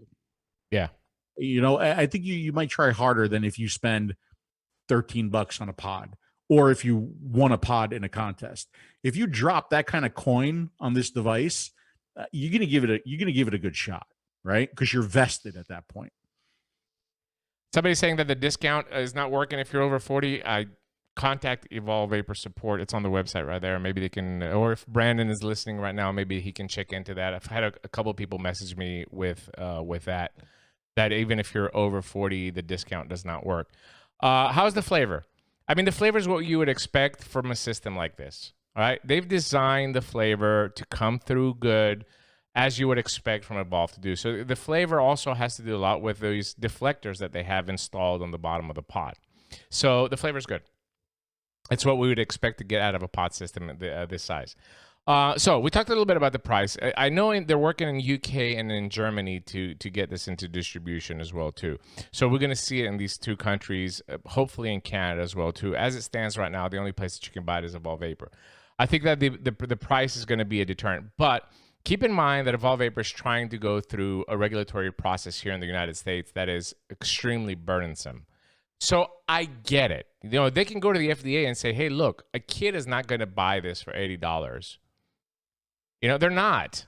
Kids are not going to buy this for it. It's not geared towards them. It's geared towards adults that have a hard time transitioning. A kid is not going to go drop 120 or whatever it's going to cost, you know, for them to pick it up. So what they're trying to show with their PMTA application is that low emissions, helps people quit smoking, tested it versus a cigarette. You know, we've done everything. And by the way, these are the steps that Evolv Vapor has taken to keep it away from the hands of kids. And I get that. I understand. And I can appreciate that as much as you think that. I think that the price is crazy. I do. I think that it's a lot of money. And that's the first thing that me and Phil said. As a smoker, though, I paid $150 for a V2 e-cigarette. Okay, back in the day, in 2010. I paid $150, right? And, you know, I didn't care. I just wanted to quit smoking, man. I just wanted to save my life. So if you think about it from a life-saving stance, you buy 4 pods a month at $25. You buy 2 bottles of liquid, you know, at another $40. You're maintaining with the same device that you invested $80 or $120 with. You're maintaining with $60 a month. You're vaping and you're not smoking, which compared to the $200 that I was spending every month for cigarettes, is a significant cost saving. If you think about it as it's designed as a harm reduction tool and not just as a, hey, this is another blingy vapor DNA thing that came out or a new chip that came out. Yeah, you know, a lot of people in the chat, a lot of people who are watching this show, I mean, they hear the price and it's like, holy shit. And it's because, well, you know, we're vapors. We're used to the prices that we see now. You got to remember too, when we started vaping, prices were a lot higher. Correct. Prices were higher on devices. Prices were higher on liquids. Dimitri paid an ungodly amount for what was your first kit? What'd you pay for it? V2, $150. $150, right? So, you know, if things haven't worked for you, I guess the question is what is your life worth? Yeah. Right? How bad do you want to quit smoking? Right. How bad do you want to quit There it is. smoking? And, you know, Angela really kind of nailed it. You know, we tend to forget that two weeks worth of smoking, well, that'll buy your device. Yeah. Right. I mean, it's almost like back in the 𝗏𝗏 days when people are like, oh my God, a 𝗏𝗏 is so much money. And I broke it down.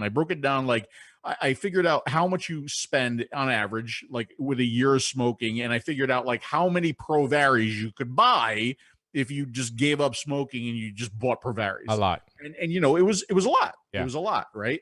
So I think you just got to think about things a little bit differently. I'm not making any excuses for them. I still think it's a high price. I think it's going to be a hard sell for a lot of people. But you know, I guess the other thing, I guess it's just, you know, what's your life worth? I don't think that I saw Brandon at any point during our discussion down in Florida when he flew in and we spent a couple of days together. I don't think I saw Brandon at any point represent Evolv and say that he's putting this device out for vapors.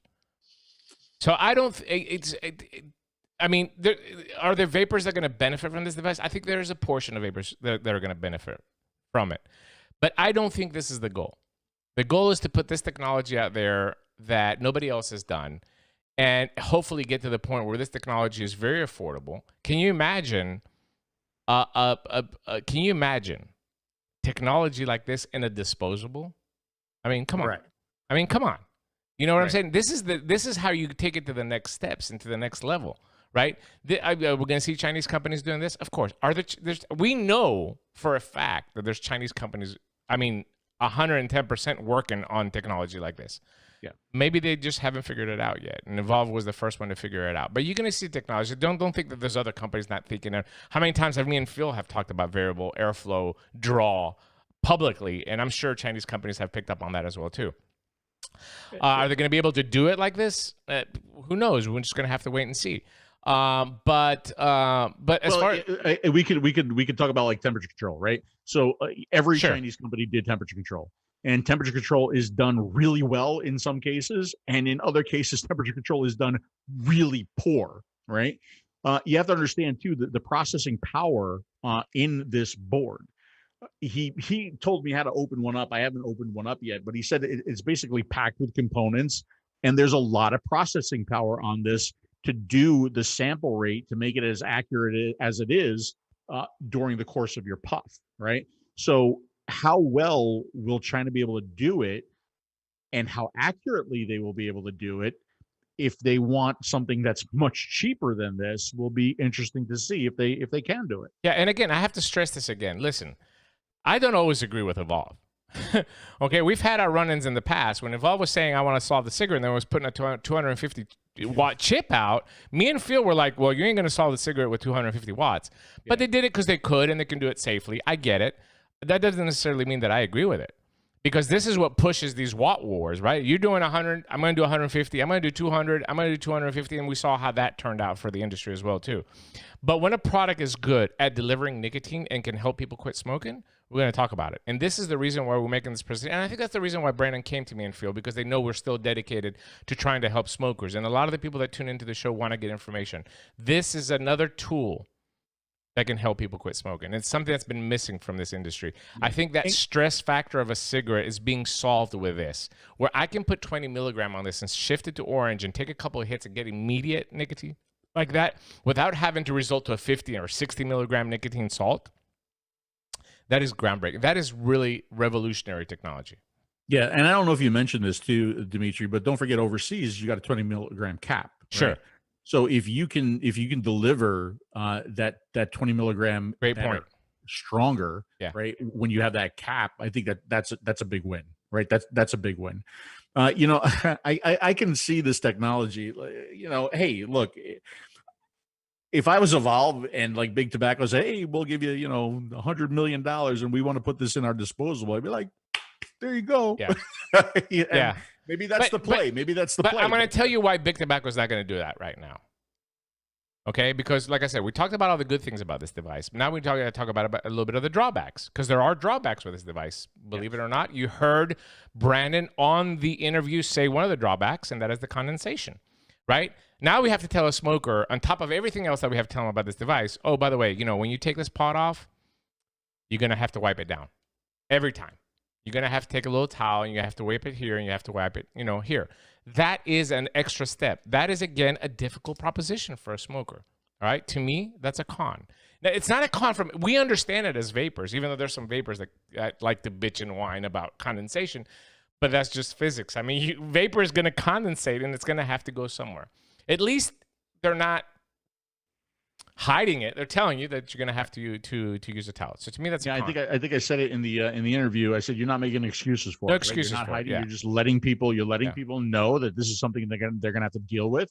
And if they don't deal with it, and if they don't properly wipe it down and wipe down the body, the cavity, eventually you're going to see liquid, pour out of the buttons on the side, the button in the front, and pretty much everywhere, right? Yeah. So it is something that you are going to. It's standard maintenance. It's, yes. In a way, it's actually something that probably most electronic cigarette companies should be putting in their manuals, maybe, right? Yeah. Because, I mean, how many times have we heard from people, it's leaking, and really it's just condensation, and that condensation has to go somewhere, and it typically comes out the bottom.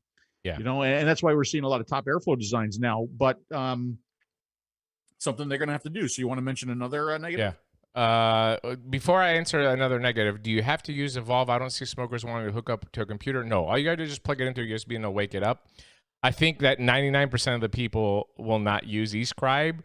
Like, Phil looks at Escribe and gets a chubby. Me, I just put it in my mouth. I want to, vape. If it satisfies me, satisfies me. And I think the majority of vapors are like that. Please don't say I look at Escribe and get a chubby, followed by all I do is put it in my mouth. Please don't. You said it. It didn't sound good. There's some people that look at these charts and they're excited about it. The majority of people don't. You don't have to have Escribe running to do. All you do is just plug it into a USB.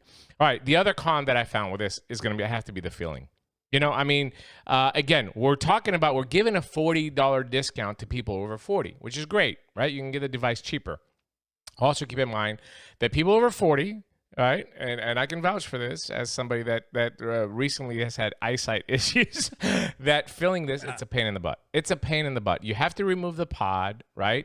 That kind of helps because that gives you the opportunity to clean it as it's suggested inside the. In fact, when you get the retail version of this is what the box looks like. But when you get the retail version of this, they have a sticker on it, and it says, if you don't read anything else about this device in the manual, the one thing that you have to remember is to wipe it down in between fills, which is a good thing. But the fill system on this is it's tiny, it's small. These little rubber grommets are small. If you lose it, you're shit out of luck. There's nothing to screw. There's no extras that come with it. So you're going to have to get another pod. And taking that little rubber grommet out and filling it and then making sure that the orientation of the grommet, this is the key. It's not so much getting the grommet. If it's just a small plug, kind of like blindly dipping your finger, you'll find the hole at some point, right? But this one, not only do you have to put the grommet on, but those little arrows that you see, that little arrow that you see on that pod needs to be facing towards the center of the pins, because that's how the airflow comes. It comes through those little channels that they have designed intricately underneath the pod to make sure that it's working correctly. And if you don't have it in there correctly, it's not going to work correctly for you as well too. So that's another, I would say it's a con for me when we're trying to promote this to 50 to 60-year-old people. Exactly. Yeah. If you don't put it, first of all, it is difficult to put in the wrong way, but if you do, it's going to really mess with your airflow, and it's really not going to work the right way. Yeah. Somebody said something earlier and they nailed it. They say, I see a problem with this for somebody who has arthritis. You're absolutely right. I mean, how many times have I said in a review that people with dexterity issues are going to have a hard time using a product, right? So here we have a product that's designed for the adult smoker that has an issue with it for filling. This absolutely needs a better fill method. Yes. Right? Question from Teleman: is it sealed enough so condensation doesn't get any further than the pot underneath? Absolutely. That's not the issue. The issue is not, unless you let it keep running where the entire pod fills up with liquid, But the problem is not the condensation going down in the device. The problem is that the condensation is blocking the air channels that are designed underneath the pod to give the device that efficiency to aerosolize vapor. Okay, does that make sense? So it's not really they're not worried about the liquid going down in the device that's been sealed.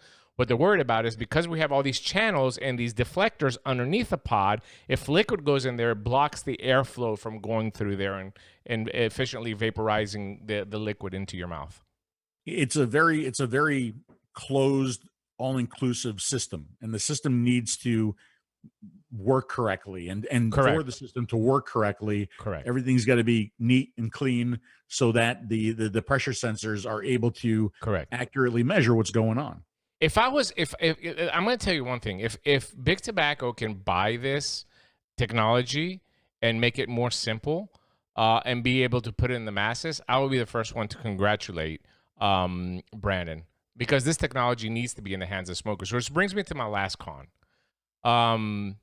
As far as the device is concerned, I mean, look, looks, colors, and all that's completely subjective. Okay, does it look like it's futuristic, like something that? No, it doesn't. It looks like a pod system. Okay, but again, that's purely subjective. As long as it works, I'm not really concerned about that. But I think from everything that I talked about, this is the one con that I find really serious. How do we get in the hands of smokers, right? It's going to be a hard sell for vape shops, folks. I just know business because I'm a businessman, and the way that the vape shops are hurting right now, the way that the vape shops are going hybrid, meaning they're bringing in CBD, Delta 8, bongs, and all kinds of other shit in their vape shops. It's going to be very hard for any vape shop, number one, to buy this wholesale to sell it, right? And number two, for a smoker to go into a vape shop and buy it. And there's no other outlets. It's EvolvVapor.com. And how does a smoker find EvolvVapor.com? Only if they watch the Smoker Show, or if somebody that's a vapor watching this will suggest it to them to go and buy there, and then hopefully some will start floating out in real world, and another smoker sees it. It goes back to that guerrilla tactic that I talked about in the last show. That's a huge obstacle for such great technology to overcome. Yeah, I agree with you, and that's something that we talked about. When in the interview, it probably, I don't think it was in what we aired, but we said, how do you get this in the hands of smokers? How do you communicate? How do you sit a smoker down and say, this is why this product may work for you when others have failed? That's going to be a very, very difficult, challenging thing to do. I do have another little thumbs down with it too. Is just the mouthpiece. I find the mouthpiece very uncomfortable and kind of short. I don't know. It's very square. Yes. Mouthpiece kind of square, right? Yes. It needs to be rounded out a little bit more. But yeah, that is going to be a challenge. How you get this? How you communicate why this will work and other things won't work, and why it costs what it does, and why it's worth it to you. Right? These are challenges that they're going to have with this device. $20 super chat from Mark Lane. Thank you, sir. First time I wrote to you guys 318. I was at about 50, 60 days off smokes. Now 1,033 days off smokes. Moving soon to Wichita. Thanks for helping me get my third prosthetic leg soon, but have been driving finally. Congratulations, Mark. Great guy out in Arizona. Maybe one day, I would like to sign Mark's prosthetic leg. He can have us with him all the time, every time that he's working. But glad to see that you're driving. I agree with a mouthpiece. Like, if with me with mouthpieces, I prefer a round mouthpiece as well too. But this particular one, I feel it's more convenient if you put it on your lips as you would a cigarette, meaning you're not gonna deep throat it like we do some of the drip tips, right? So if you put it on your lips a little bit, like closer to the outside of your lips, and you close down, it actually delivers nicotine a little bit better as well too, because the nicotine is more geared towards your mouth inside instead of being kind of dispersed. So yeah, I mean, for me, it's not a con. Would I would like to see a round mouthpiece? Yes, I would have loved to see something that's a little bit more oval, but it doesn't bother me that much, honestly. It really doesn't. Again, that's going to be subjective to how you like things in your mouth. Red, what's up, Red? Why couldn't they put a tab on the plug so it's easier to grab for filling? Again, there's not a lot of room in this pod. I mean, there's not a lot of room. They have really packed it down to make it, that small, right? It's exactly the same size of a cigarette as far as the length goes, all right? So a lot of thought process went into how do we compact this down? I'd love to see this with pre-filled pods, right? That avoids filling, that avoids condensation. You avoid all that. So you just throw away the pod and put another one inside. That would probably make more sense. And maybe, who knows, maybe in the future they'll be able to work something out. It's very, very difficult to get all these ideas until people get into their hands and they start getting some feedback. But yeah, really, I mean, if you think about it, if you look at the design, there is no place for a tab. No, there is no place. If you put a tab, you heard it in the interview too. I mean, they wanted to make it so that the plug was attached to the tank, but they said again that was going to increase the size. Don't forget, you might see some other pods where there's a little bit of room. There's room down there underneath the pod where the coil is making contact. With this, there's nothing. I mean, it has to make a complete seal so that the airflow goes through it the right way. So there's no room there to put anything, any kind of a tab. Janine says like a kiss. Yes, just like a nice little friendly, little baby kiss. All right, Adrian Mason, are you going to do a full review on this? I'm assuming you are at some point, right? I don't know. You'd probably be the first. That's very rare.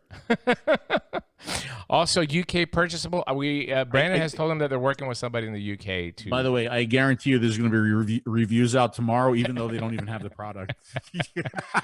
Let me tell you something. Let me finish this and I'll tell you just a really funny story. Peggy at E6 Source, is there or can there be a 10 mil PMTA? So many huge bottles for pods.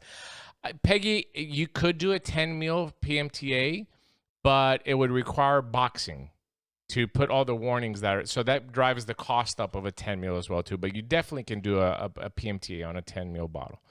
Robert Saylor, that's the hardest thing to overcome is how to get it in the hands of smokers, says Robert Saylor. I completely agree. Funny story. The Chroma-Zs came out, not to change subject order, but the Chroma-Zs came out. So in Greece, I'm in charge of of getting it to the reviewers. So the products leave China and they go to my store, my manager at Liquid Puff, and he disperses them out to the reviewers that are in Greece. So as soon as they came in, one of the reviewers drove to Liquid Puff and got it. And 2 hours later, he had the review up on YouTube. I swear to God. Listen.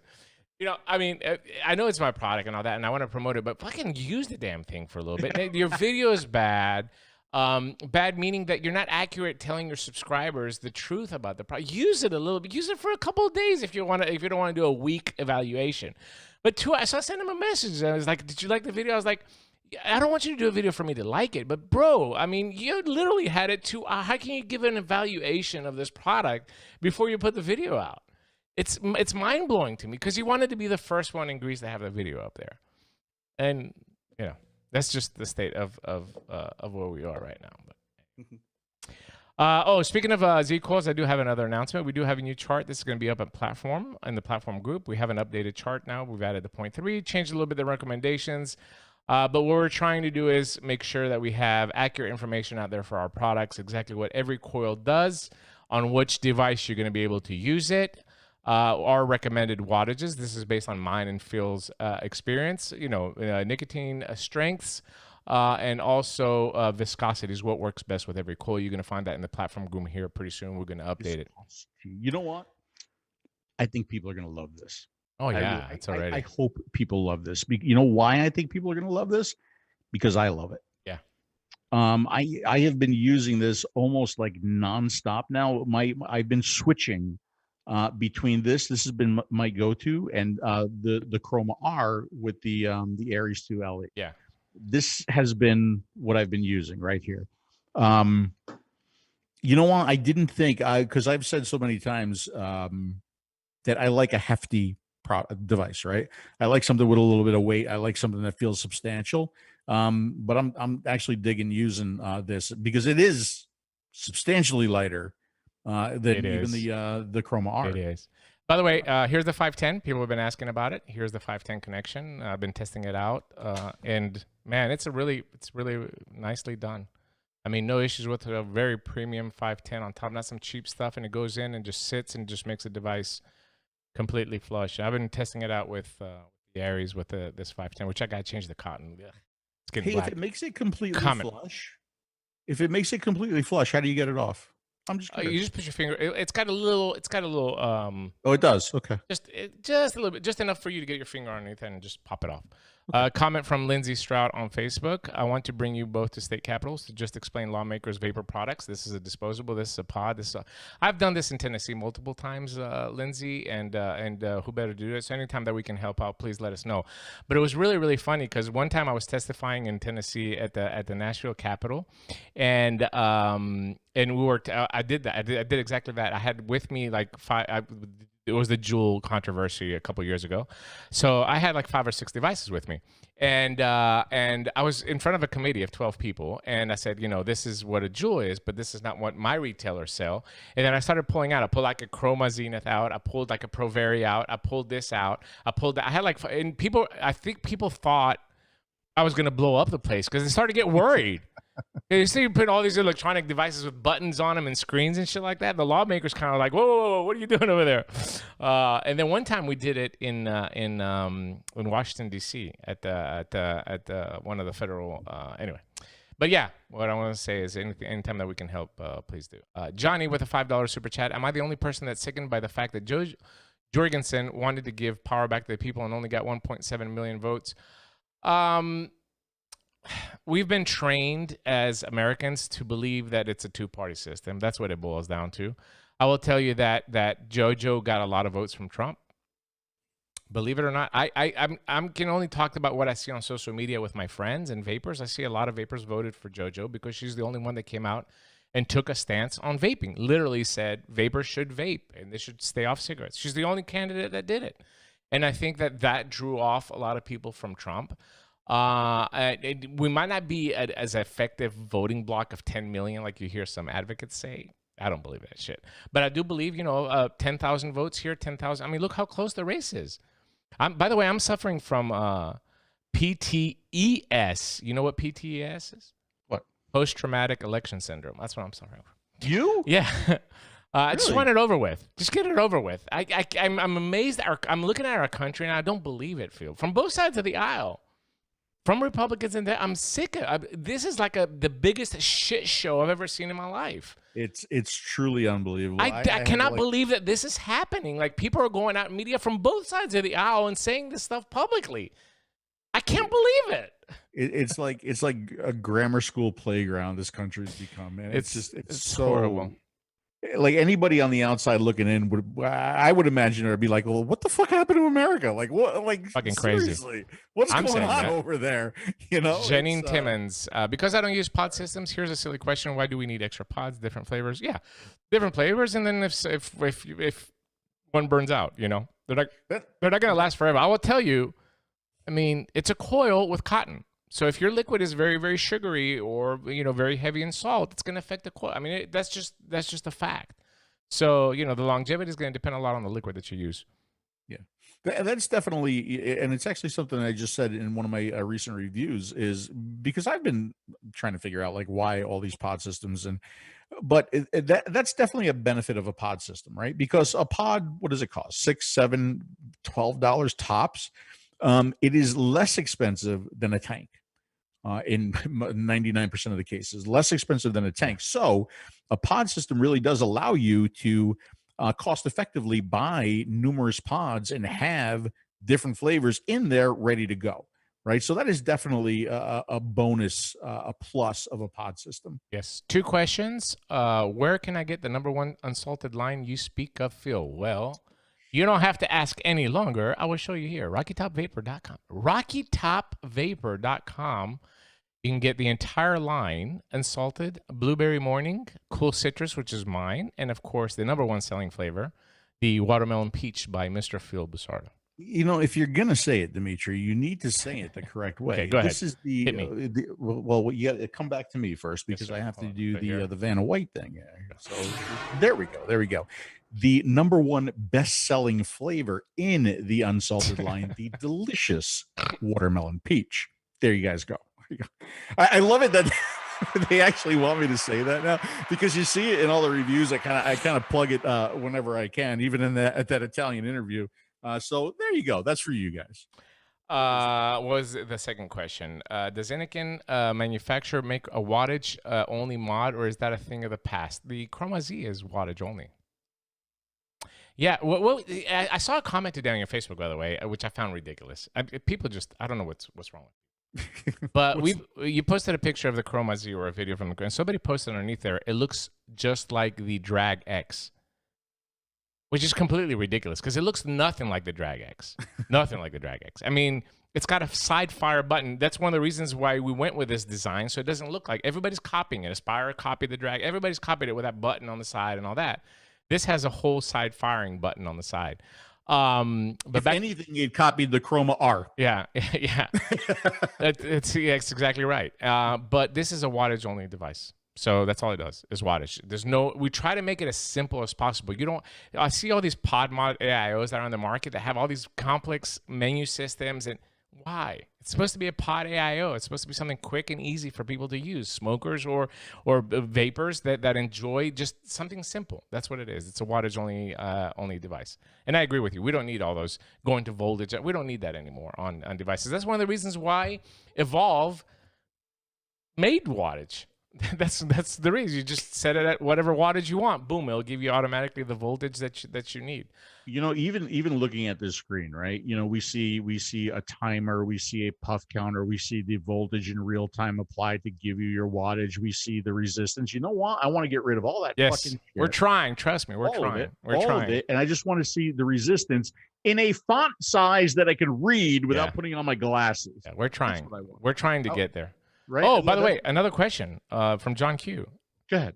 Is there a watermelon peach liquid? Answer, Phil. Is there a watermelon peach liquid? Of course there is a watermelon peach liquid. As a matter of fact, it is the #1 best-selling flavor in the unsalted line, the delicious watermelon peach. Hope that answers your question, John. All right, just a few things to get to here before we wrap up the show. We had asked you on the last Smoker Show to leave us some comments on the video. And then we were going to choose a winner to give something away. And I made a really nice. Can I tell you something? Yeah, tell me. I changed my my wick before in the. I wish I had, because mine is tasting like crap. It's just wonderful. It's Jennifer. I don't know if Jennifer's still on. I have your pina colada. Your pina colada. It's just delicious. Oh.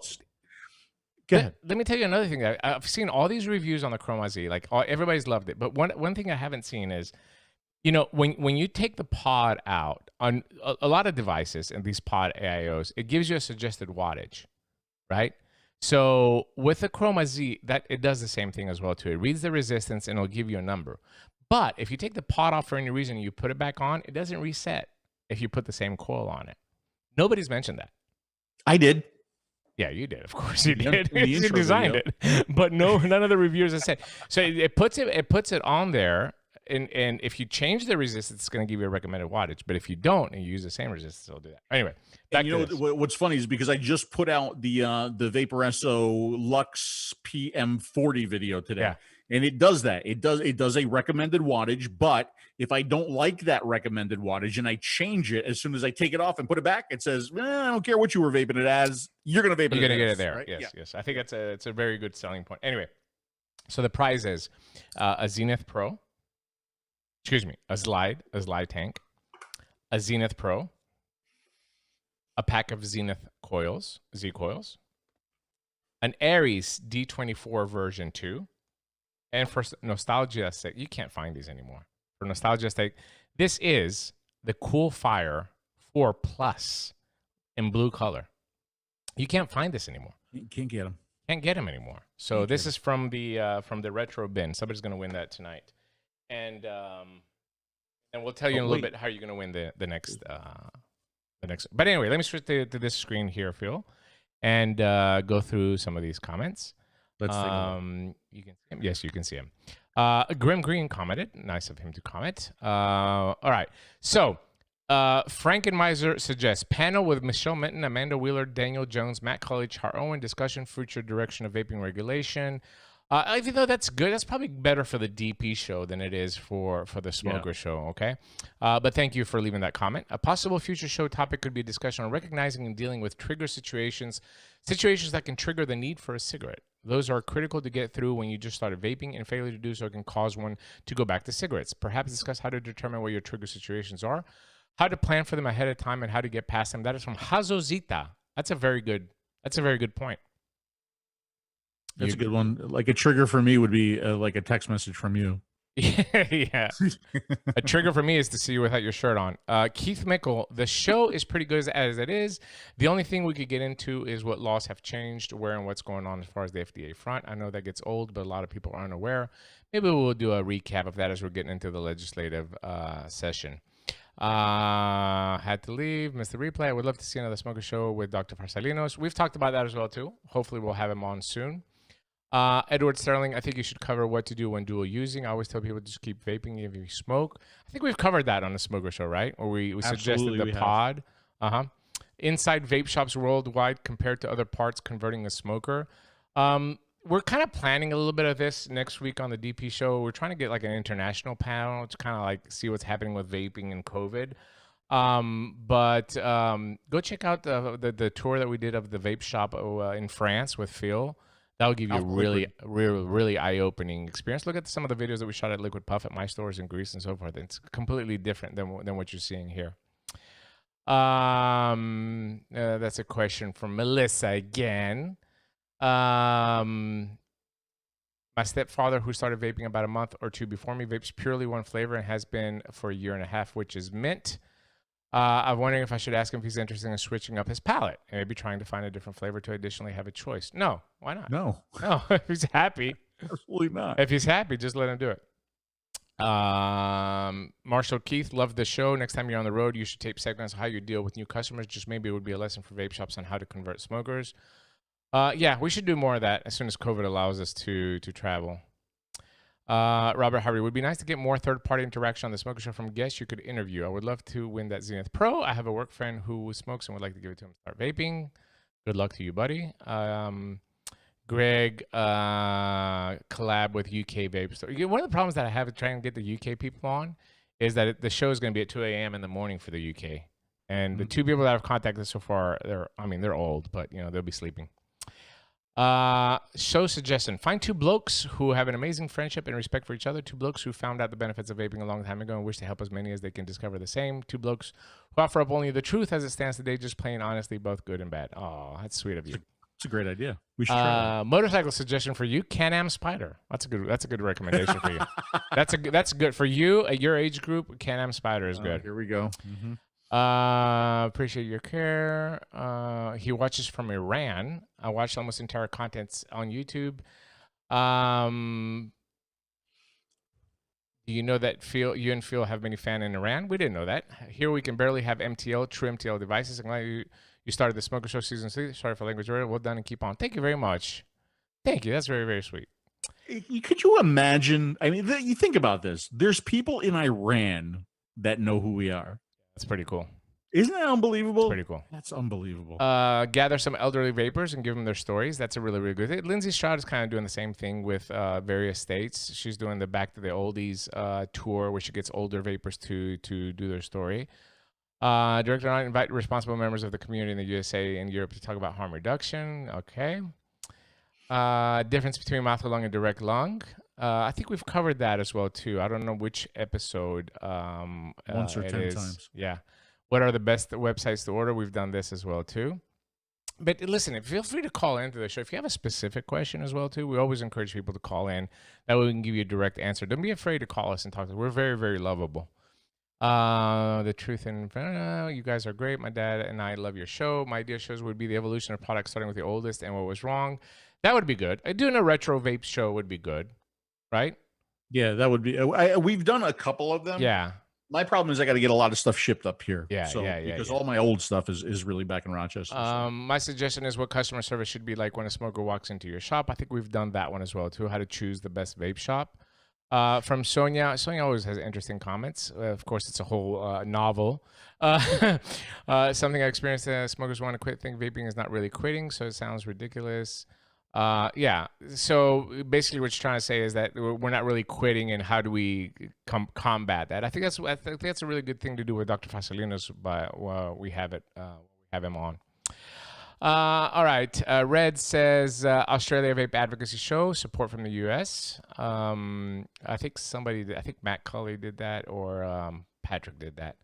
More standard ratings by categories in comparison, contrast, and product reviews. Also more frequent MTL vape kit systems. Sourcing of at least the best MTL Anakin products in the USA has gotten harder. We agree with that. But just in general, MTL products are hard to sell in the United States. It's not just ours. You don't see a lot of, Nautilus or GS Airs like you used to in the United States. It's just like everybody's going to these disposables, Have people from Australia, another vote for Australia. Few explanations about TPD, that's the European. Maybe somebody who really knows how to mix and come on to the point. We did an entire show on mixing. 2 shows. 2. Becca. But look back in the past episodes. Going to deep rabbit hole of all the deadly illnesses that is caused by smoking traditional cigarettes. That's a good idea. No contrasting how to convert a smoker who vapes, but saying vaping doesn't satisfy. Well, I think we did that today, Adrian, with the Reflex. Resistance, feeling I should add Anakin subscribe. My suggestion is to have in your show called Success Stories. That's a good one. Maybe we can get people to send us video clips and just like edit and put them together. That'd be cool. Huh? Yeah. And then maybe they can win something as well. We got plenty of stuff to give away. Here in Germany, we have a discussion running on difference between smoking cessation versus harm reduction and how vaping in part is one of the 2 terms. Question may be, is vaping smoking cessation or harm reduction? Vaping as a method of not smoking in the same ballpark as NRTs. Is there at all difference between making harm reduction and smoke cessation? Okay, we can look into that. Don't lose hope, guys. All right, thank you for that, Mr. Redneck Tech. You should share those prison photos with Stephen King. The problem with a lot of non-vaping people, even among scientists, with regards to how effective vaping is to help people quit smoking, is that many believe vaping itself to be a form of smoking. Okay, so thanks for all the suggestions. We're definitely going to take these seriously with Phil. And I have gathered all of your comments here in this random comment picker. I have the URL inside there. And the unique comments are number of 38. And we're just going to give it away now, Phil. Give it away now. Quickly and painlessly. Oh, Greg Deward. Well, I'm going to reshuffle because Greg ran the last one. So I'm gonna send it again because Greg won on the last raffle as well too. We love you, Craig. Don't worry. But let's give us somebody else a chance. Why do like some people just win all the time? I know he's very, very lucky. He's won a lot of the contests. And plus, he has all these tanks. It's nothing new. All right, Ohm's Lawyer. Ohm's Lawyer, get a hold of me on Facebook. Send me a private message with your name and your address and where I'm sending this. And and I think he's in Germany. Oh, great. Yes. Thanks, Ohm's Lawyer. Thanks, Ohm's Lawyer. Congratulations. Get a hold of me on Facebook, and I'll get this little nice package out for you. It's nice, cool, my cool last stuff. big Inikin winner was overseas. If that'll make you feel any better, Germany. No, it doesn't. It doesn't. It doesn't. You know, I one of the interesting things about those comments, and something that I kept hearing is that if we retouch something that we've done before, right? If we go into it again, I don't think it's going to be lost, right? I think people are going to appreciate it. You know, I want to do always something new, but I think it is important to maybe rehash things every now and then, as opposed to people going through and sifting through all the previous episodes. One of the things that I would like to do is revisit the myths. Yeah. Right. And maybe add some new myths and give people the links to the data and to the studies that dispel those myths. I think that is always a good show to have. Yeah. By the way, programming note, because somebody asked me from Greece, tomorrow I'm going to be talking about the Reflex in Greek on YouTube. Vape My Noob channel, all in Greek. So there'll be the first time this is being presented in Greece. That way I can answer the questions for the Greek vapors as well. They're just as important as this. I could use my translator and understand everything that you're saying. Probably could. That's pretty cool. That was pretty cool. I don't know how it's going to work in China, but it definitely worked pretty good with the Greek. So there you have it. That is the Reflex from Evolv Vapor. You know, what can I say? Congrats to Brandon and Evolv. I mean, the innovation, the technology here between the auto wicking and the way that the airflow adjusts the way that the device hits and delivers nicotine to you is absolutely brilliant. And hopefully, Evolv, without a doubt, has been a leader in the electronic cigarette community, right? So let's just look back real quick. We went from voltage to wattage with Evolv, right? They're the ones that did that. They gave us temperature control. They were the first ones to do that. They gave us replay, which in my humble opinion is actually a better technology than temperature control. And I find it funny that temperature control wound up in every Chinese product, but replay has not, and I don't understand that. Yeah. And now we have variable wattage based on suckage. I would love to do a starter device with an open tank that uses this type of technology, if it's possible, because I mean, it would take a lot of engineering to be able to adjust the airflow based on how you suck on it through a tank, right? Because we're using the 510 connection, which is the worst connection in vaping, but that's what just the industry adopted. But the auto weekend feature, you know, can you imagine giving somebody a tank and they fill up the tank and within 10 seconds the coil is primed and ready to go. You don't have to wait 5-10 minutes. You don't have to put little drops. It becomes what Phil always says, like a totally clean method of changing the coil, meaning you're not going to get liquid on your hands at all by doing that. Put the coil inside, fill it up, you know, let it self-prime for 10 seconds and it's ready to go. Technology like that can be used very, very effective. It doesn't necessarily have to be in a pod system. It can be in other devices, and I'm excited to see what the future is going to bring. Yeah, absolutely. I mean, Christ, every video that I do, I always talk about priming, you know, whether it be manual or you just... Everything needs priming. Everything needs, right. Except this. And to have something that will do that automatically, take another thing away from the process of enjoying your electronic cigarette, I think that's terrific. If it can be done, with a regular coil. If it can be done. Yeah, absolutely. Don't forget, you know, this pod it's really small, though. The wicks are right there. The coil is right there. So, you know, who knows what that would look like and if it could be done with a standard coil, but it would certainly be interesting to try. Yes, absolutely. Don't forget, if you're interested in the Reflex, you can go over to Evolv Vapor, Evolv, EVOL Vapor.com and get all the information if you would like to purchase one or if you want to recommend it to a smoker. It comes highly recommended from us here at the Smoker Show. Just make sure you know, maybe, you know, link them to this video. That way they can understand fully what they have to do so they can have the highest success rate chance by understanding what they need to do with this device. It's not a simple plug and play as much as a simple plug and play as it appears to be. There are some steps that the person is going to have to go through in order to have an enjoyable and satisfying experience for them to help someone commit. EvolvVapor.com, you get all the information there. And I think that's what we had. Phil. That's it. I want to thank Brandon for thinking of us, thinking of the Smoker Show to announce this technology.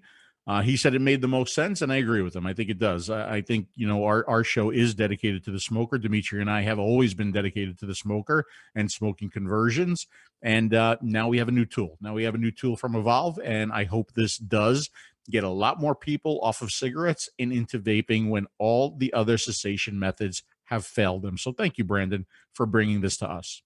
Absolutely. Like I said, next Tuesday night, DP show. We're trying to get an international parent. You might see a little France, you might see a little Greece, you might see a little UK, and just talk about COVID and talk about vaping, see how the industry is doing in some European. We have a TPD3 coming up as well, too, and that would be a really good discussion. Yes, Phil. Yes, and if next Tuesday's show goes as planned, first of all, my parents will be in town, but bring alcohol. What are we going to be drinking? It's going to be a shot show. It's going to be a DDP show. Drinking not a DP shit show, a shot show, right? So bring alcohol to the next DP show. We'll be drinking. All right, folks, have a wonderful evening. We hope you enjoyed the show. Please like and share. Oh, I forgot to do the giveaway. Which giveaway? You did it. We're gonna give away two of these. Yeah, right? How are we gonna do that? So we're gonna give 2 away of these with a pack of pods each. You get the pod that comes in, and we'll give you a little box that has 2 pods as well too. Let's do the same thing. I like it. It's very, very easy and simple. Leave a comment and tell us what you think about the Reflex. I mean, give us your thoughts. What do you think about the technology? What do you think about the price? You know, the manufacturer can look at these comments and get some feedback from you guys that watch this show. So share, like this video, and just leave a comment underneath there. What do you think of the new Reflex and the new technology by Evolv Vapor? And then on the next Smoker Show, we'll do the same thing. We'll go through the comments, discuss them, and then, you know, we'll give away 2. We'll give away 2. Yes. Right? So hopefully Dimitri will draw somebody from overseas, and I will draw somebody from down the block. I will draw first, and then I will tell you who will ship first after I see this, because I got to send this to Germany. But anyway, folks, have a wonderful evening. We'll be back again next week.